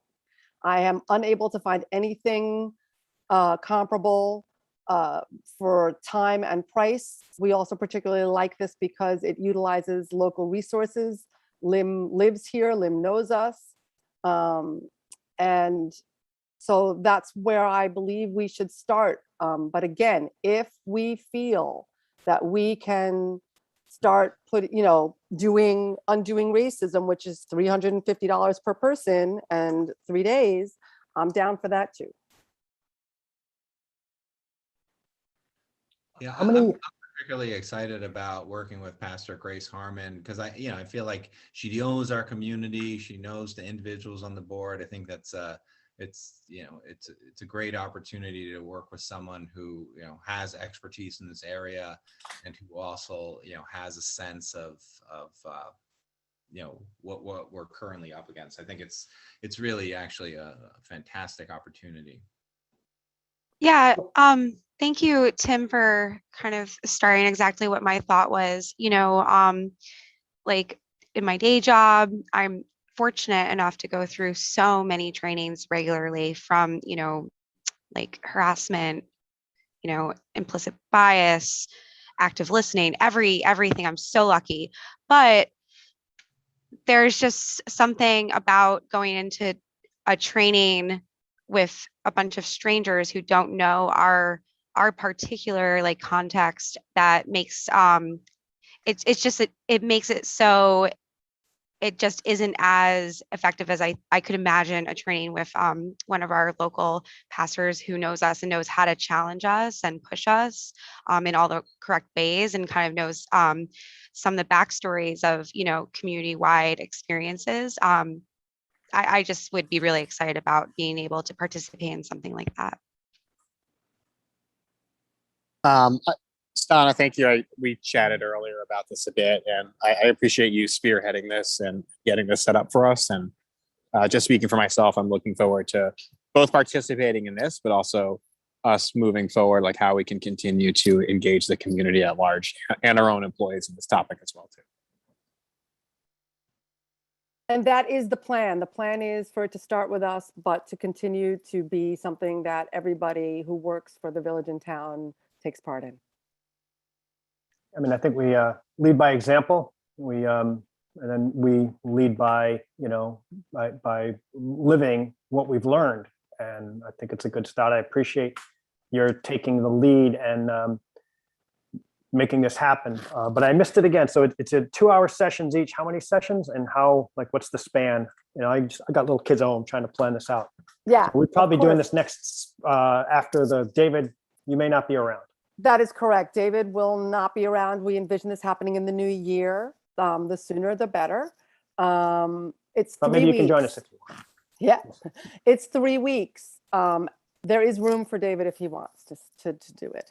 So 3 weeks, how much? How many?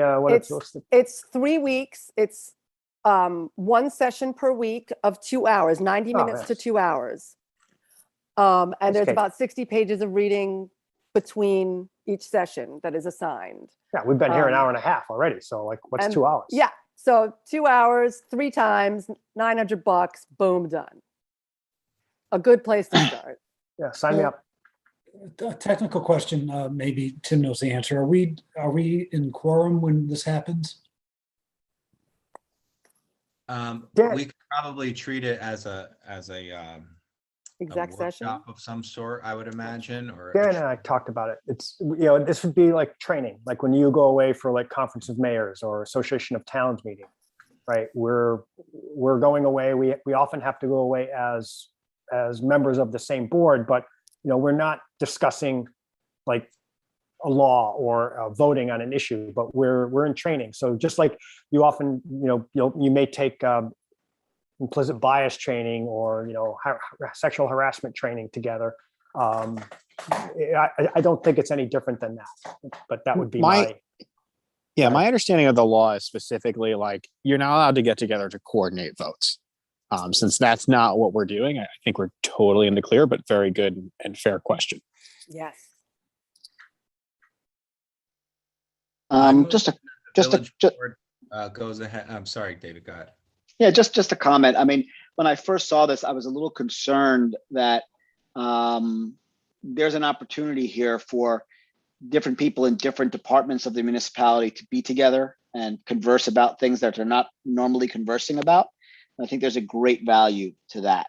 And I know this is the first step, and hearing that makes me more comfortable supporting it, but really looking forward to, I would be really looking forward to meeting with folks in the building department and folks in the police, and for that cross conversation to happen is vital to us really doing the work that's necessary. This is a great start, or a start for sure.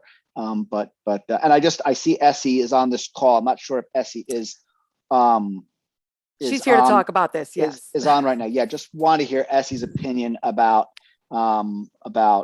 this as a first step and any concerns that you would have, Essie. And I just want to say that I appreciate everything that you just said. That's really important, David, that we get people from different departments, and everybody should be involved. Yes, David, I'm definitely very happy to hear you say that. That was absolutely the thought of the NPRRC committee. My only concern coming from the committee is that this was not our recommendation, and we worked long and hard.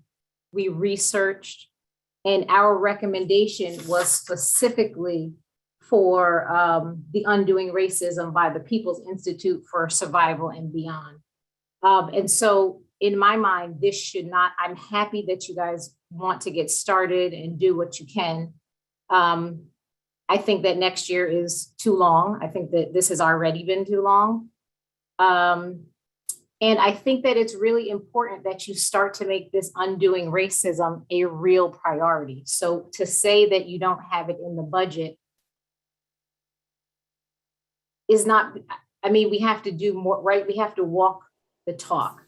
And so at some point, you're going to have to make it a necessity and put it in the budget. And so my concern is that by doing this training, that you will then say, oh, well, we've already done something to check off the box and not to do the undoing racism training that we recommended because of its content and because of its presenters and because of those materials.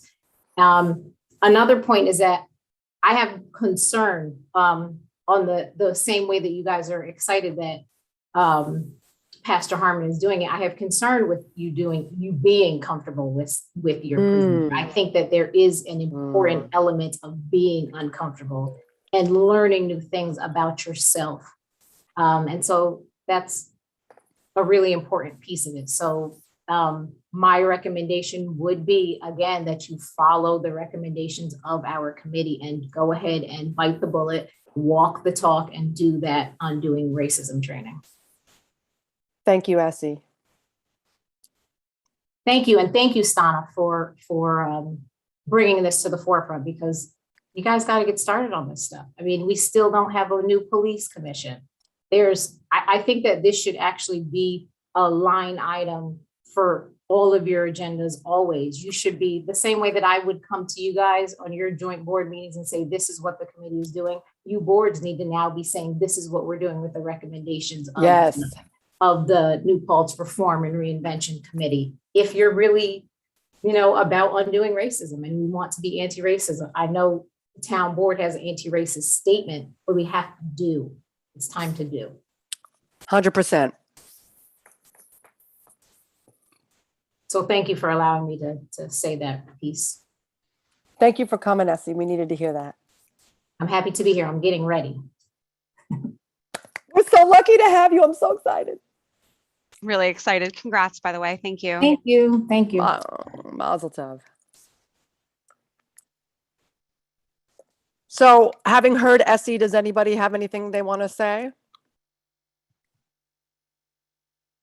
Yeah, actually, like that point about, I just started writing notes when you were speaking, Essie, about being comfortable. Now, I don't know. I feel like sitting with that, but I don't want to sit on this. So I don't know. I just want to, I don't know, second that or amplify that point that, yeah, because I was thinking that when I was kind of sharing what I was saying too, is like, it's not that I want to be comfortable, but I want to be challenged properly. And I think all these options will, but I don't know. I think we need to really consider that aspect for sure. Yeah, I would add when I used the word comfortable or familiar, it wasn't so much that I feel like Pastor Grace Harmon would coddle any of us. I feel like it would be the opposite, because she has a familiarity. She would know how to push us. Tim, that's kind of like what I was thinking in particular with this particular opportunity, is like being challenged in ways that someone who doesn't know us and our community's dynamics as well can't do. But I don't know, there's so many aspects. And I also just totally didn't even realize the intersection of, the proposals Stana put together and, with the recommendations that, the town board had received, and how we might want to be considering that as well.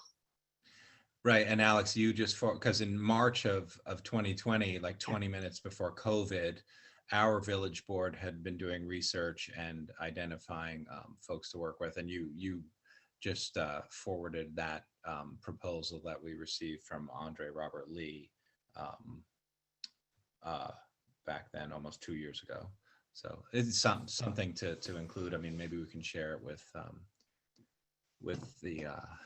the board who made the record, or the committee that made the recommendation about undoing racism, and maybe something to consider for the future.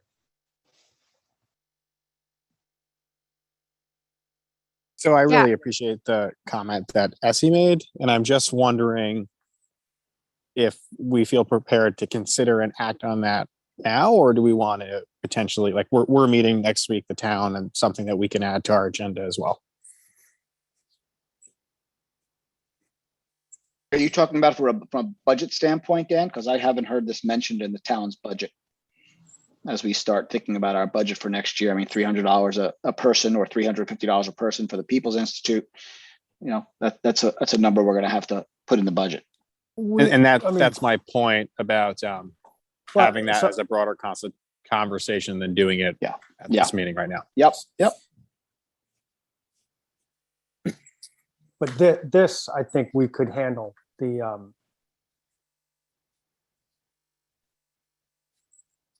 without a budget conversation, you're saying, Neil? I mean, this is what, $450. Yeah, right? but I this think what is- Essie's asking us is, you know, or prodding us to is, let's not let next year's budget get away without really considering, are we signing on for the recommendation of the committee and making sure we have the budgeted dollars to go the People's Institute way next year. 100%. Has to happen. We need to budget for this or else we're not, you know, it's put up or shut up. And I may have misunderstood, Essie, and I know you're still on the line. Were you recommending that we also go that, you were recommending we ourselves go that route and not necessarily the proposal from Stana? You were looking to amend that proposal right now. Was I correct in understanding that? I am happy to do above and beyond, but if we're talking about there being a budget issue, taking 900 away from the amount that the People's Institute is going to charge, like you're already saying that's expensive. So unless you're doing both of them, you will not be fulfilling the committee's recommendations. And I do think that you should do the Undoing Racism training. And if you're doing both, great. But if you're already saying that one of them is already too much money, right, then doing both sounds unreasonable to me. So if you're only going to be able to do one, then you should be doing Undoing Racism as we suggested. And yeah, it's not, otherwise you will not be fulfilling the recommendations. Gotcha. Thank you for All right. clarifying that. Yeah, we'll talk about that at our meeting next week. So way back, like 2 minutes before COVID, when the village board was, you know, working on trying to make these moves so long ago, I just, you know, remember, I just like look back through some of my emails to myself from then, just about like the idea of doing as many different kinds of these trainings as possible. So just want to, you know, echo, I guess, maybe a sentiment I said then at this time. I you know, I think anything that we can do that's as much as many of these types of trainings, workshops and things, and making them our new normal would be really important. Yeah, and to be clear, I only put this forward as a starting point to get something happening. This is never meant to be an either or. This was meant to be, let's do this. If we can't do that, we got to do this because we can't do nothing. Like, I just want to do something now. Exactly. Yeah, why don't we consider moving ahead with the pastors project? And we could have the village general fund pay for that $900, make that motion tonight, and then when the town board takes a closer look, then we can join them and do the program with the People's Institute. That sounds ideal to me. So, but I think there are 10 spots in the pastor's program, right, Stana? Right, 12 is the absolute cap. Okay, so I'd like to motion that the village board goes ahead and commits to starting with. Didn't we do that at our last meeting, Did we? Ariana? I don't think you moved to actually go with that. That was the whole Okay. idea. I wasn't Yeah. sure. Okay, I wasn't Last sure. meeting, we wanted to make sure that we had a collection of proposals to consider. Right. So now that we have a collection, I mean, that's the other benefit too, is like, you know, we have the recommendation to do People's Institute, but, you know, from a procurement policy perspective, it's also important to look at others and to look at how much things cost. But we can also, you know,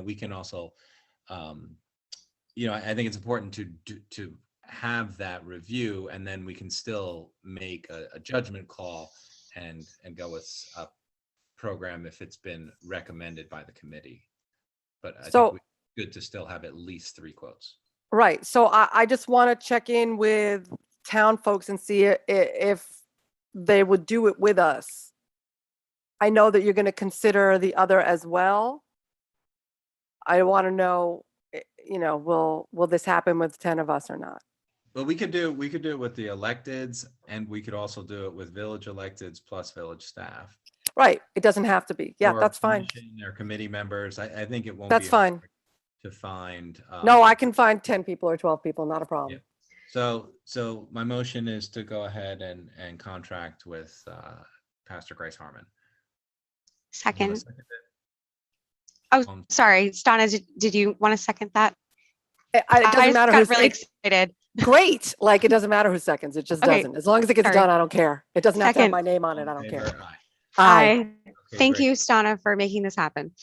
Thank you for cooperating. And I would just say on the town end, although I don't think we have a formal motion at this point, at our meeting on Thursday, we should put this on the agenda. And I would like us to go with the recommendation that both Essie and the committee made. And obviously, Essie, if you're available and want to chat about that more, you're not technically a board member yet, but we're looking forward to having you and have that conversation as well. Yes, thank you. Thank you so much, Essie. Thank you, Stana. Thank you, joint boards. Okay, so the next item, it seems like it's a village town opportunity. Cornell Cooperative needs to let the DEC know that they could host and help us with some trainings regarding flood hazard mitigation. So we have a commitment letter that we could send individually or as 2 separate boards, just letting Cornell Cooperative know that we would be interested in these trainings. So my motion is to send the letter. Second. Someone want to second it? I was about to do it. Aye. Aye. Aye. So town board, do you guys want to, I mean, are you in a meeting now, or? We already sent the letter. What's that? We already sent the letter, I think. Perfect. Okay, so then we can move on to our next item. Motion to go ahead and renew our flood insurance for the sewer plant, $11,433.96, same cost as last year. Second. All in favor? Aye. And then the next 2 items, we had discussed this at our last meeting, but we wanted to rescind and revote just so we get the seeker piece correct. So the first one has to do with the accessory dwelling unit law. And then item number 8 has to do with the rezoning of the B1 and B2 districts so that they become all B2. And I just wanted to disclose that I co-own a property with a friend of mine. It's an income property with 4 rental units on Main Street. So it would be impacted by this zoning, but I can add that my co-owner and I have no intention of doing anything different, but sticking with the building that's currently there. And then I also own a home in the village of New Paltz. I currently have an accessory dwelling unit, but I just want to disclose if I'm a huge proponent of people augmenting their income with accessory dwelling units. So, in the future, I might do the same thing. I might own a home and construct an accessory dwelling unit. So I just wanted to be extra forthcoming that, I have, personal situations that could be impacted by both of these laws that we're looking to vote on. I would like to say something similar. I am looking to make space for my mother to move into downstairs, and who knows, someday maybe we'll have tenants. So accessory dwelling unit does specifically directly impact me. And down the block from me is some of the other stuff that we've been working on. So I wanted to say that out loud too while we're at it. Is there anything that when we're redoing them, is there anything that we're not doing? I wasn't clear completely. No, there's no change to the laws. We didn't make any edit whatsoever. Okay, that's what I thought. I just didn't see it, so. We're just dotting i's in terms of seeker. That's what I thought. But Ariana, I added this in item number 7 because remember we had that resolution because the county planning board made a comment about short-term rentals, and we felt that we had the short-term rental conversation covered because we have our own separate, very robust short-term rental law, and that's why we were going to move forward with our version without heeding the advice of the county planning board. What about it? Just that, like, I don't know if it makes a difference in that we adopted that resolution at the last meeting. Do we need to re-adopt it so that the date is no, we don't need to re-adopt that. Okay, cool. If you're comfortable that we've already articulated why we're moving forward with our version of the ADU law, then I'm fine with that too. So I motion that we rescind and revote the ADU law. Second. All in favor? Aye. And I motion that we rescind and revote the B2 law. Second. Favor? Aye. And then we have the seeker forms that are listed on this agenda to go along with this. And then part of the this process of doing some rezoning housekeeping, we also need to update our Schedule B because our Schedule B is a one-pager that provides summaries for our different zoning districts. So we will need to set a public hearing and give the public an opportunity to opine on that updated schedule. So I motion that we do that at the next meeting. Second. So we're not going to do it at the next meeting because that's only 1 week out. We're going to do it December 8th. Perfect. So I accept your friendly amendment, Ariana. December 8th. Public. Thanks. And I'll still second it. Any question or discussion?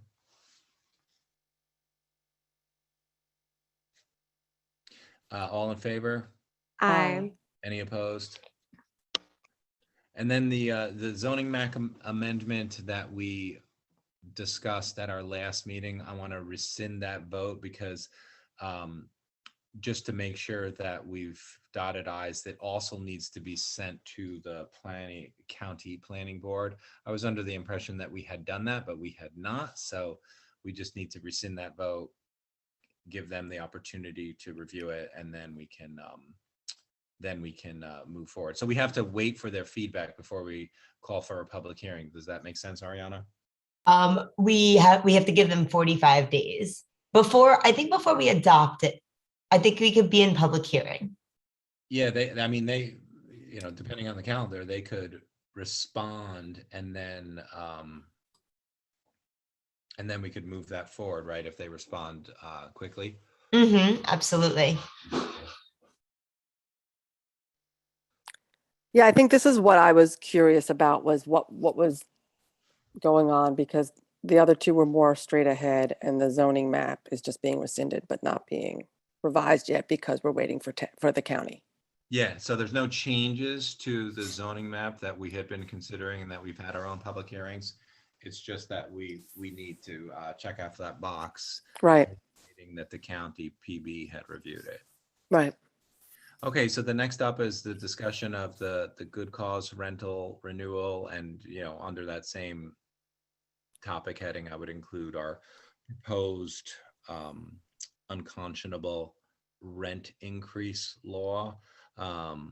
We were waiting for a response from our attorney because we had circulated that draft for several weeks now of the unconscionable rent increase law. But Alex and I had a very good conversation with our attorney, Stephanie, and there were basically three things that she wanted to include.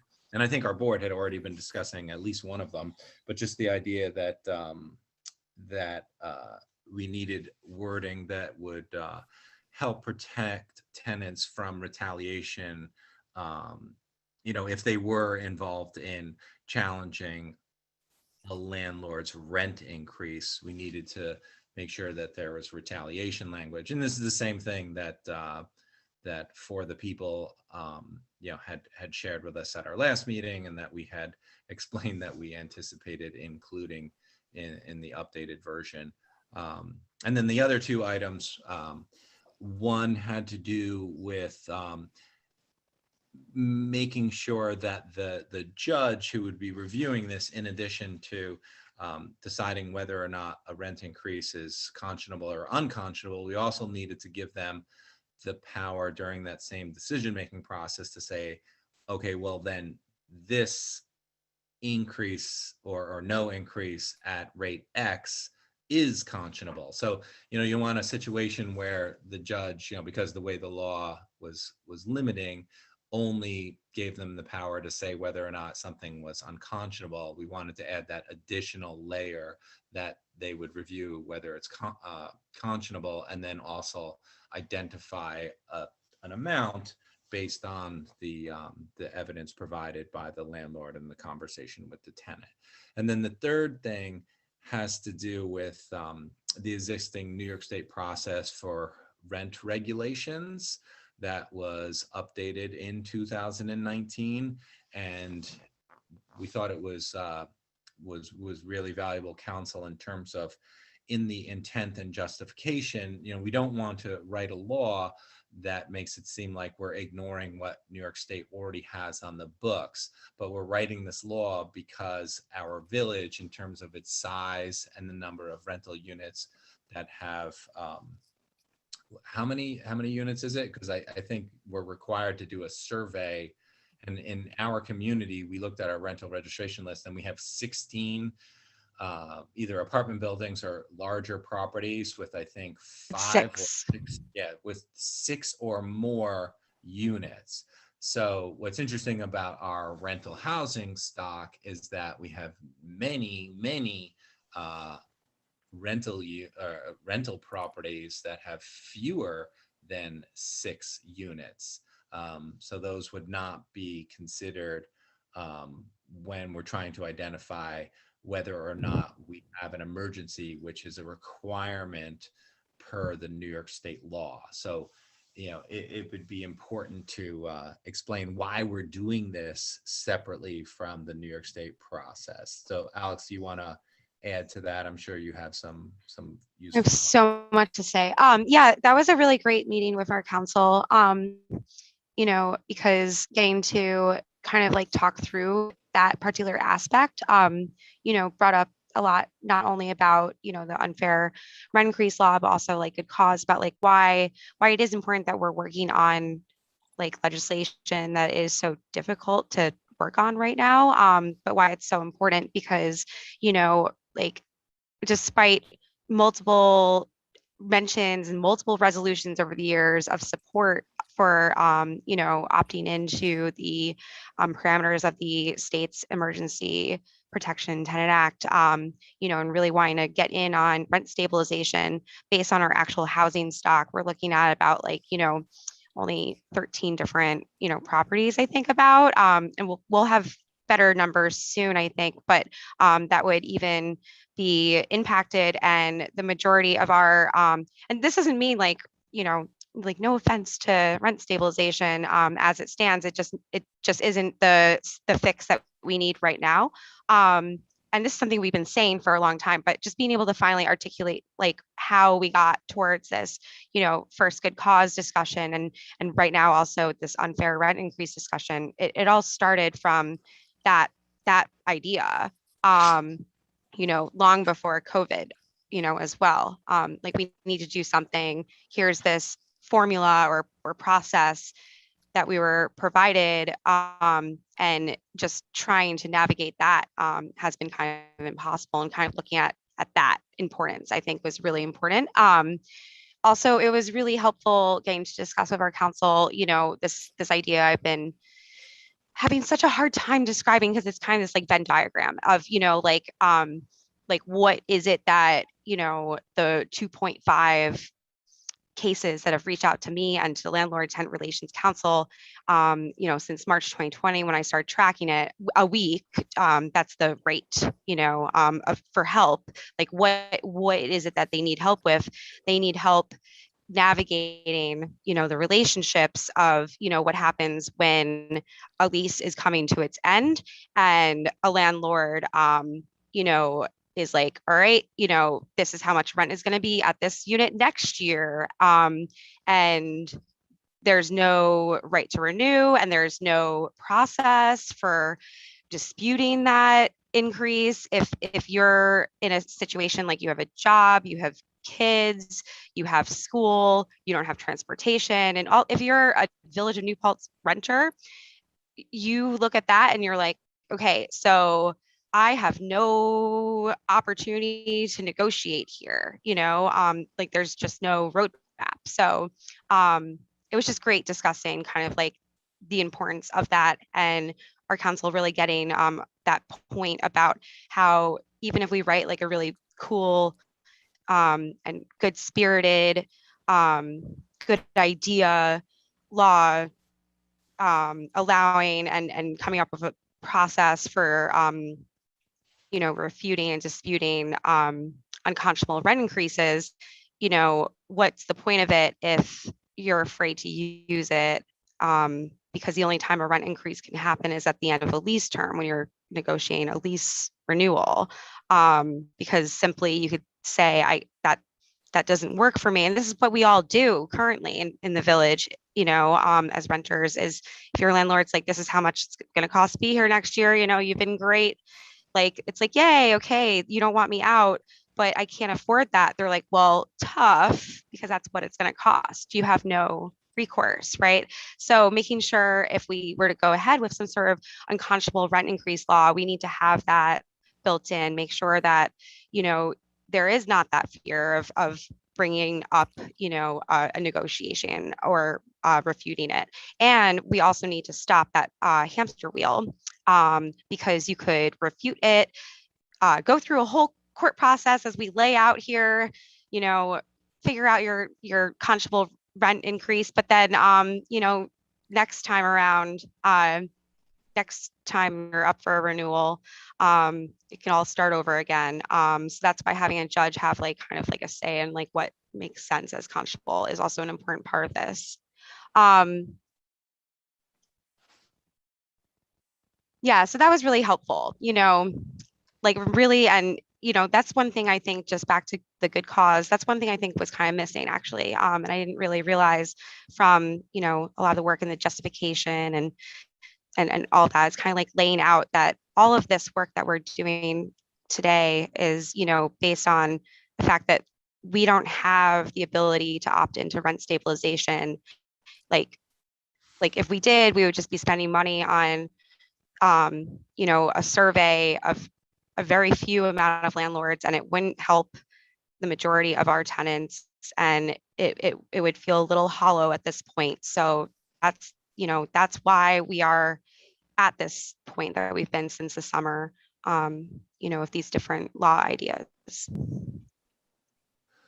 Yeah, and I would just add what I think is particularly useful and different about the law that we're considering in terms of this concept of unconscionable is that we create some guidelines, and I believe there are like 5 different points that we would ask a judge to consider, whereas in the existing good cause law that has been discussed, the only reference is the 5%, which I feel like, you know, you have to have guidelines to empower a judge to you know, opine on what would be conscionable or not. Otherwise, I feel like you're really, you know, setting tenants up for a very difficult situation if there's no guidelines. So that's one of the things that I think is particularly stronger about the law that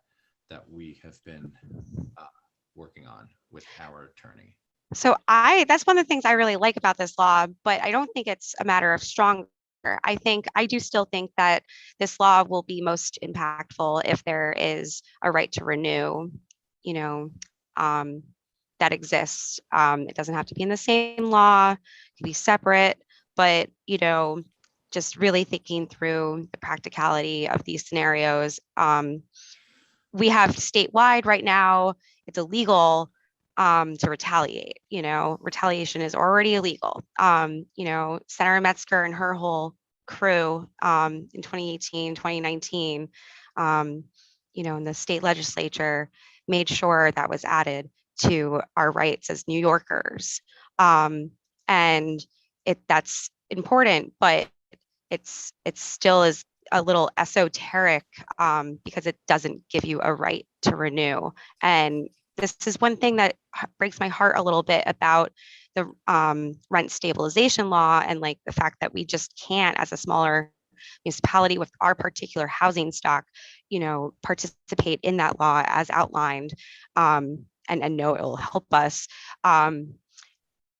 Because rent stabilization does build into it that right to renew, you know, that just gives you a little bit more leverage.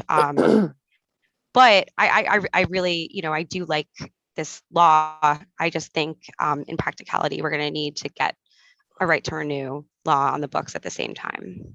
Right, and absolutely, and I feel like that's why we also have on this agenda where we should ask our elected New York State Attorney General's office to provide an opinion about the good cause law as it's been currently articulated.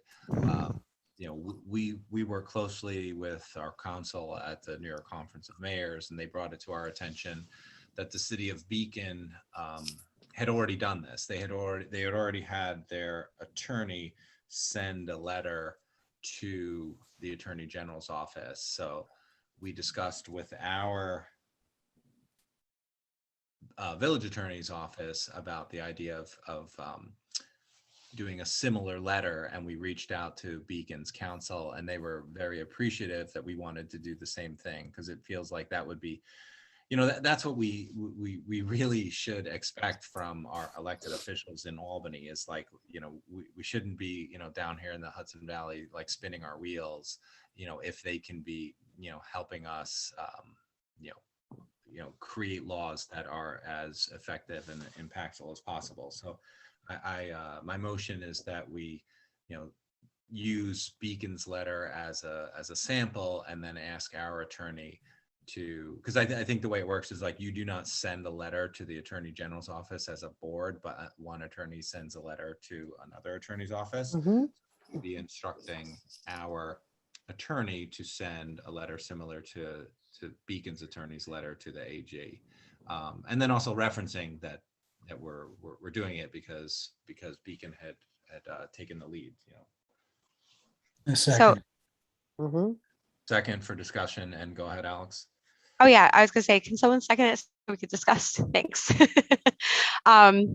Sweet. So I do want to point out, like, this is, I think anything that we could do to show like solidarity, like with other municipalities here in the Mid-Hudson Valley region, because we're being hit so hard in a particular way by the housing crisis and this current moment in history. Like it's really hard for our whole region in a very unique way. And I don't need to explain that to any of us. You know, we all know what we're going through, but I don't think, so anything we could do basically to support other municipalities, I think is really important.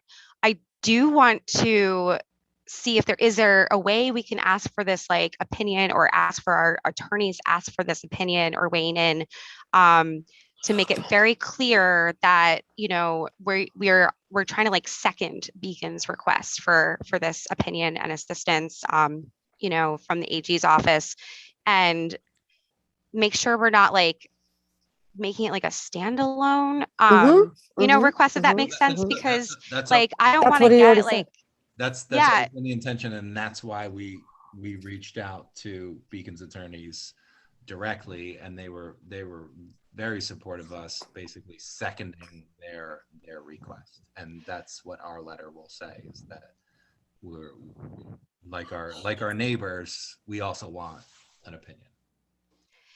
Great. Yeah, I think that, you know, just bringing that point home is really important. And it's important for us to say, you know, here at the table too, you know, just because of, you know, the optics of like the Beacon request, now that it's been over a month, you know, has left a lot of folks feeling like, you know, it's a dragging of feet instance, you know, because they're not getting a response right away. And we're just, there's not going to be a response, you know, in a timely fashion. I do also worry about, now that, you know, the Attorney General in her non-government role, you know, but in her political endeavor, you know, and campaign season stuff, has come out and made it very clear. Actually, I think in, who knows what role they're speaking in all these points, but I think it's the political side, that she wholeheartedly is in support of, you know, good cause eviction without delay. You know, I do wonder if that will potentially complicate getting like communication quicker, because it, you know, there's just different layers of ethics to kind of go through right now. So I do want to caution, like, I don't think we can like necessarily be waiting, but we can see what we can do to leverage our weight in solidarity with our neighbors. But I do want to just caution that, you know, now the Attorney General has kind of put it into her political bucket, and that might kind of impact things a little bit. I don't know. So just stay tuned on that end, I guess. I will say that in Brooklyn, I have been with Tish James, who is the current Attorney General, at rallies, working at the time with what was called Develop, Don't Destroy Brooklyn, when we were fighting, it just went out of my head. We're fighting where the Nets play. Basketball center. Yeah, where the Nets play, but it was supposed to have all this housing that still isn't there. In any case, and like the jobs that weren't actually for local people and all of that. So, you know, props go to Tish James, and you know, I have been working on this for a long time. Like I said, also my mother, you know, her rent just got doubled. She's been in court for 20 years over an apartment she's been in since New Year's 1980. Getting deregulated, and literally one of the walls of the building came off and she stayed. Like, it, I feel this. So yes, it absolutely has to happen. And yes, we're committed. And yes, we're committed to doing it as quickly as possible. I mean, I think just by virtue of us not voting and voting no, and just wanting to keep making it better and stronger is the message that we care about what's happening. Otherwise, we would have just voted no. And you know, we clearly want this to be something that is substantial and impactful and helpful to tenants, so to renters. So, you know, just by virtue of the work that we've all put into it.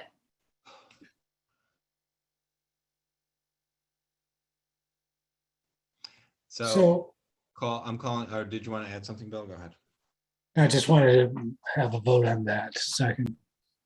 You seconded it. So all in favor?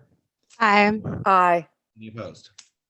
I have a question for Alex, sort of circling back to your comment about showing solidarity. Could you maybe think about some other examples we could put forth to those communities?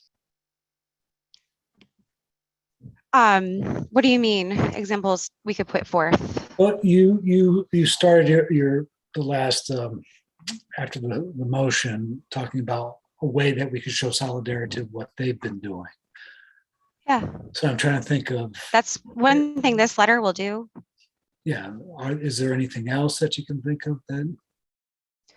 Could we share what we're doing with them as well? Oh, we should make sure, I think they have everything we're doing, but we should definitely share all that we're doing. And yeah, I think we should like think about that more in depth, like that question. Thank you for amplifying that point. Because I think that as we enter, it's like November, as we enter the next few months, it's that solidarity is, I think, just as important as, passing the laws themselves, in each municipality. Like we need to all be working together. Susanna in her comments earlier made a very good point about, and so did Faith, and so did so many other people other nights, when Rosario. people, yeah, Rosario also, thank you all, when people can't renew their lease because they can't pay rent, in their apartment right here across from the college, or down on Main Street, where do they go next? And it's not just in Ulster County, it's the whole Mid-Hudson region. Like we're all stuck in this situation together, displacing each other, inadvertently, just because of, the way it is to be a renter right now in our community. So I think I would like to have that topic that you just asked about on our next agenda, if that would be cool. And maybe if we could all, bring a few ideas if we have any, and no pressure if you don't come up with any, and spend a few moments, figuring out a couple other ways we can show some solidarity these next few months, as we approach the end of the eviction moratorium, because we're all stuck in this horrible boat together right now. Yeah. Thank you so much for all your work on this, Alex. We're really, it's really important. It's vital. People have to have a place to live. Yeah. That's safe and stable. It's not okay. It's a human right. Thank you. Absolutely, 100%.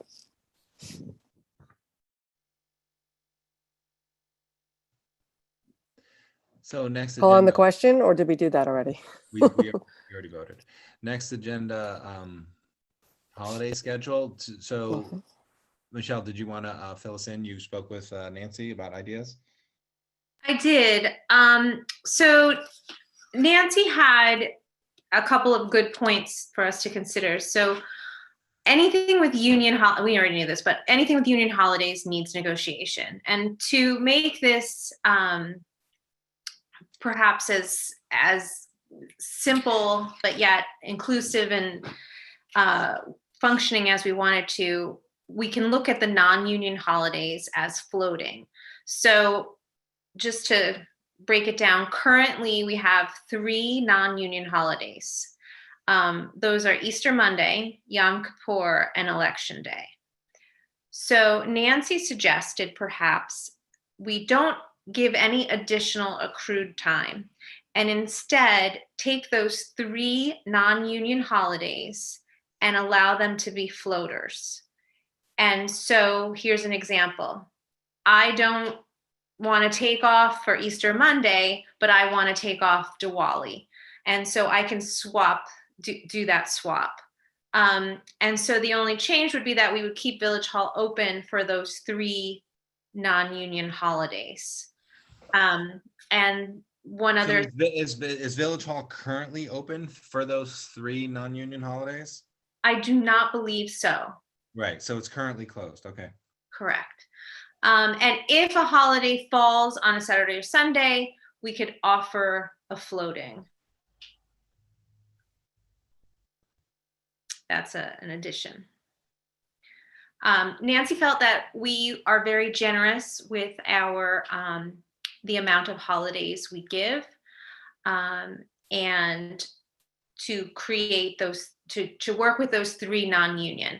If we changed any of the union holidays, we would need to negotiate with the union. Yeah, so we just signed a union contract, so let's just keep this in our back pocket for the next union negotiation as something to bring up and offer if the union is interested. You know, because often what we try to do is just mirror what we are doing with the non-union staff based on the union contract.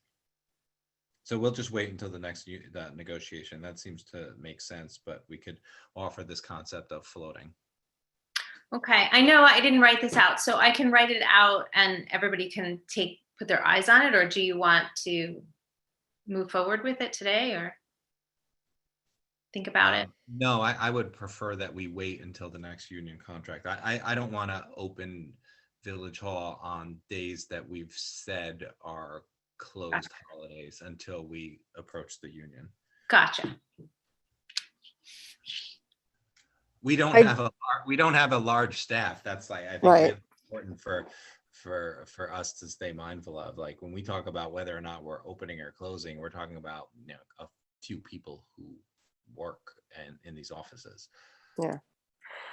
I do like the idea of the floats though. I mean, I think that's the way to do it, as someone who's had to deal with that as a non-union worker, where there was also some union workers. And Absolutely. Yeah. And I think the union will appreciate it. They, you know, this is very similar to the way we approach lots of things with the union, is like try to bake in some flexibility and you know, it's often what they're looking for, and you know, we try to accommodate best we can.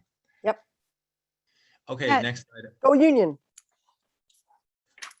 Next item is resolutions regarding our EFC grant application. So this has to do with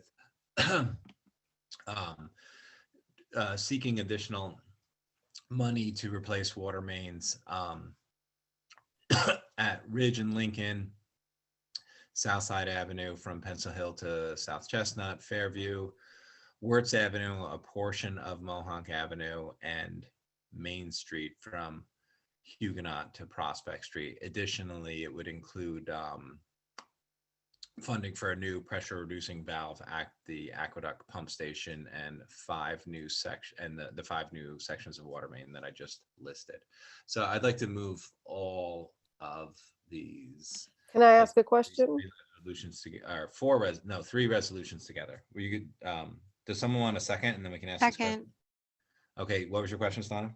So I'm curious about with the Empire State Trail going down Henry W. Du Bois, if we are, you know, what the thought is about when we are, you know, what the priorities are for which water mains, and like when the water main on Henry W.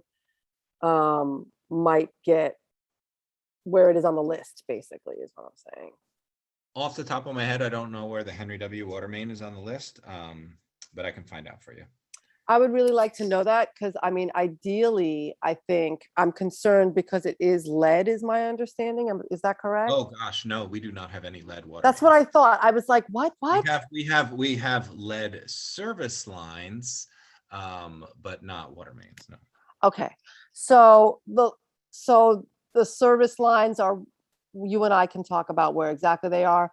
But yeah, so you know, we currently, so the project that we are, you know, that we received a grant award for in late 2019, that we've been trying to move forward and get approvals from the various state regulators.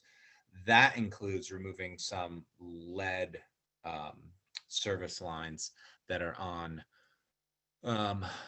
North Chestnut. But there are definitely lead service lines in this village. I mean, that's just the way it was done many decades ago. Yeah. So my, you know, obviously we got to look at all of that, but my question is really about what might need to be done and can be done before the redo of Henry W., so that we won't have to like break it up and fix it again and break it up and fix it. You know, the least possible work has to be done, because, you know, if you can do it once and done, it's cheaper. Yep. Yeah, all those are in terms of the prioritized list, in terms of the grant award that we previously received, and then the one that we're applying for now, yeah, it's all based on, what should be done. And we also, like, we're replacing water and sewer on Prospect. So we've been trying to do those. Well, they will be done separately because they're totally separate projects, but the repaving of that street will be done once instead of twice. So that's what Right. Right. So I'll come and we'll have a meeting so I understand what the priority list is. Okay. So all in favor of moving these 3 resolutions? Aye. Aye. Aye. Alex, tell us about the 2021 Transgender Day of Remembrance. This is something we've done how many years in a row now? This will be the 3rd year, right? Necessary. Right? Yeah. So I do want to say I'm going to read most of it, but I'm not going to read the details that I included for the individuals whose names I listed, just in the interest of time, because it is a 5-page long resolution. But I want to explain why I included like some details for some individuals and not others. Just whenever I found something that made me think of our community here in New Paltz, such as someone's involvement in, a ballroom, house, like there was a beloved member of a Boston-based House of Balenciaga, a member of a Texas-based House of Red, our drag performance community here in the village of New Paltz is so important to who we are. And so when I found information like that about individuals, I had to include it. So tonight I'll make sure we post this around. But yeah, so this is our resolution memorializing the designation of November 20th as Transgender Day of Remembrance and the month of November as Transgender Awareness Month. So whereas Transgender Day of Remembrance was founded by transgender advocate Gwendolyn Ann Smith as a vigil to honor her memory of Rita Hester, a transgender woman who was killed in 1998. And the vigil had commemorated all the transgender people lost to nonviolence that year and began an important memorial that's now the annual tradition that we participate in, Transgender Day of Remembrance. So whereas Transgender Day of Remembrance is an annual observance on November 20th that honors the memory of the transgender and gender nonconforming people whose lives were lost in acts of hate, acts of anti-transgender or anti-gender nonconforming violence that year. And whereas there were at least 409 reported murders of trans and gender diverse people globally in the past year since our last resolution was passed, specifically between October 30th, 2020 and October 2nd, 2021.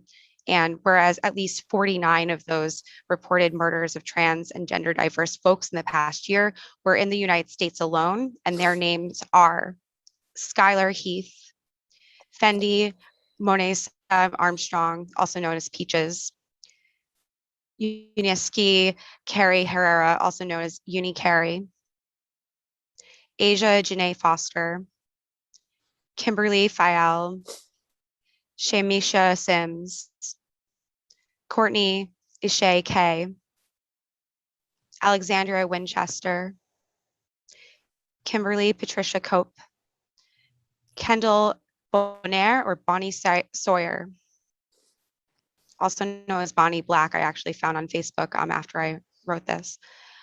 Tiana Alexander, also known as Devera Alexander, Samuel Edmund Demaine Valentine, Bianca Muffin Banks, Dominique Jackson, 50 Bands, Alexis Braxton, China Carrillo, Jeffrey J.J. Bright, and Jasmine Kennedy.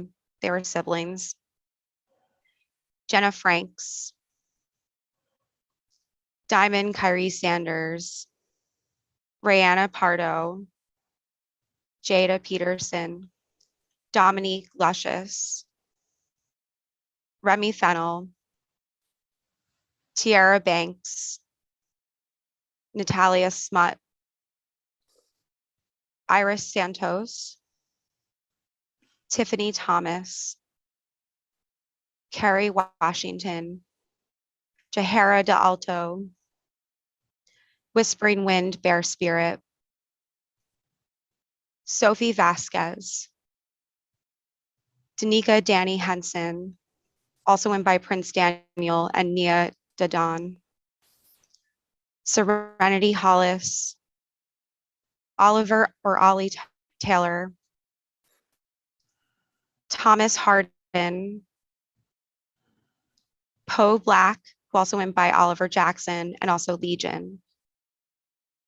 E.J. Boykin. Adalyn Evans. Taya Ashton. Shay Vanderpump. Tierra Marie Lewis.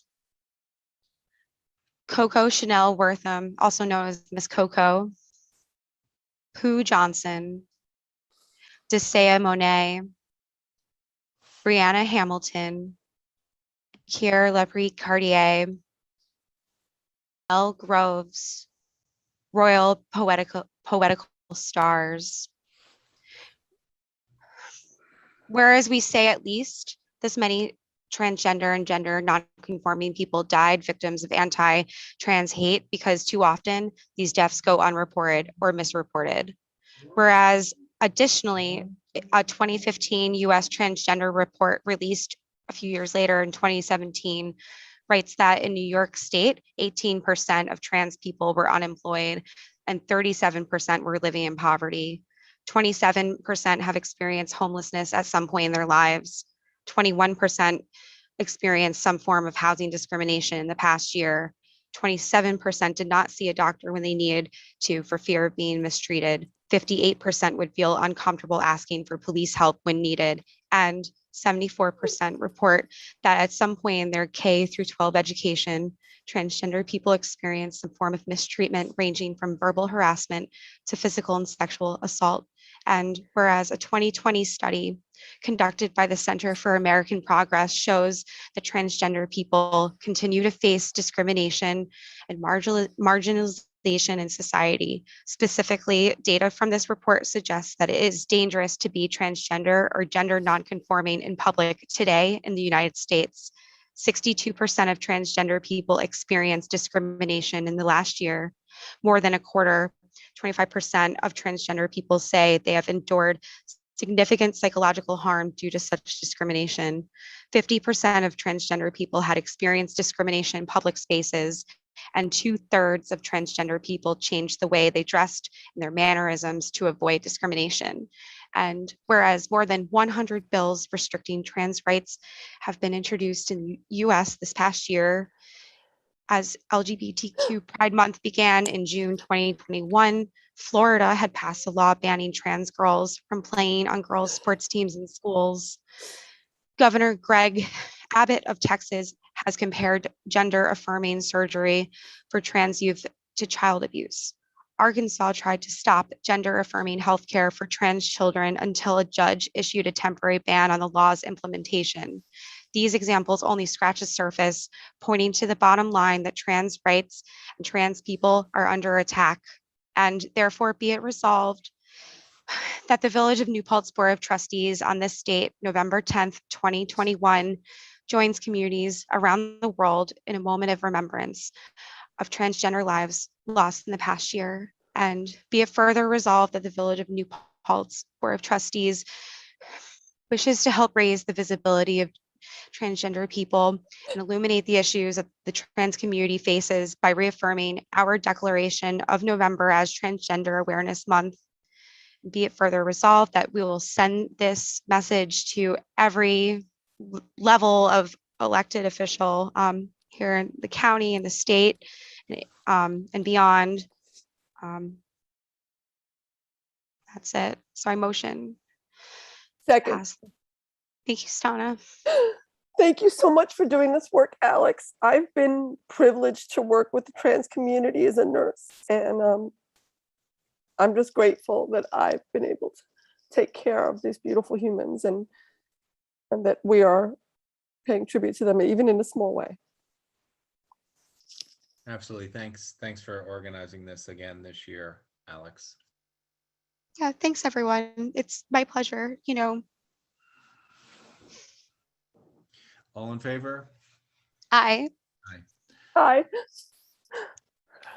The next item is a response that I put together for Daniel Schneidemann's letter where he has raised concerns about the design that the DOT engineers may be considering for the intersection of North Putt and 299. You know, it's a particularly challenging intersection because lots of vehicles use it, and now we have the Empire State Trail using that intersection as well. So I think, I mean, what you know, when we ask the DOT to do stuff, they don't necessarily heed our suggestions or see things through the lens that we tend to use. But I'm not sure what else to do, because I think it makes a great deal of sense to be on record and to ask for things to be engineered and designed a certain way. I don't really know that it would be appropriate to do anything like withholding water from the property unless the DOT designs something a certain way. That feels like that could be problematic for other reasons. Because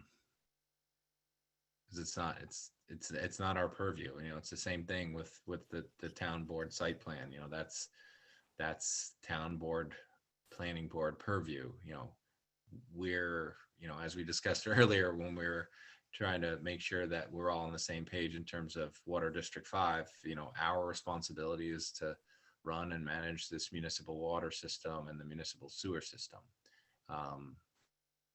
So I mean, individually, I'm not sure that tying water to making sure that the intersection is designed safely would really mean anything to the DOT. I think, you know, safety means a great deal to the DOT, and I think they'll do their best to listen to us. But I think the best we can do and is, you know, to ask them and then to share our request with Governor Hochul's office, Senator Martucci's office, and Assemblyman Cahill's office. I'm curious if the board has any other thoughts about how to approach this.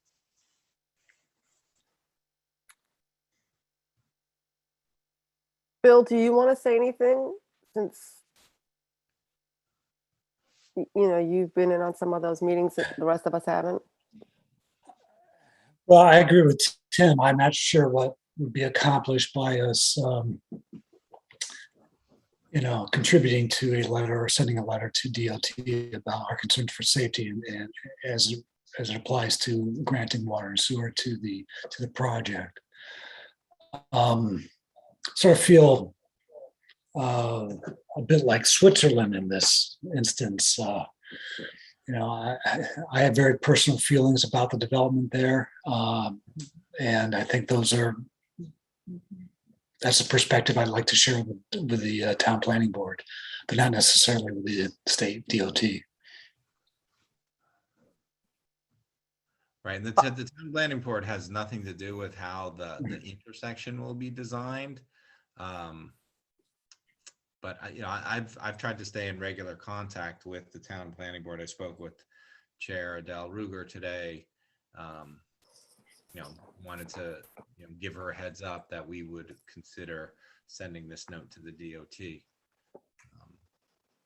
But any other thoughts from village board members? I share Daniel's concerns, and I am all for sending the letter regardless of whether or not it's going to make a huge impact, because we got to try. Yeah, I second exactly what Stana said, but also want to point out, you know, it's always a good exercise, you know, to put more pressure, you know, where we feel there's resistance, you know what I mean? Like DOT doesn't listen. Let's just keep speaking louder on every single issue that they have anything to do with. Let's just keep it up, keep being on the record, you know, and maybe this this type of conversation will look different one day down the road for different issues and projects. So let's put that pressure on.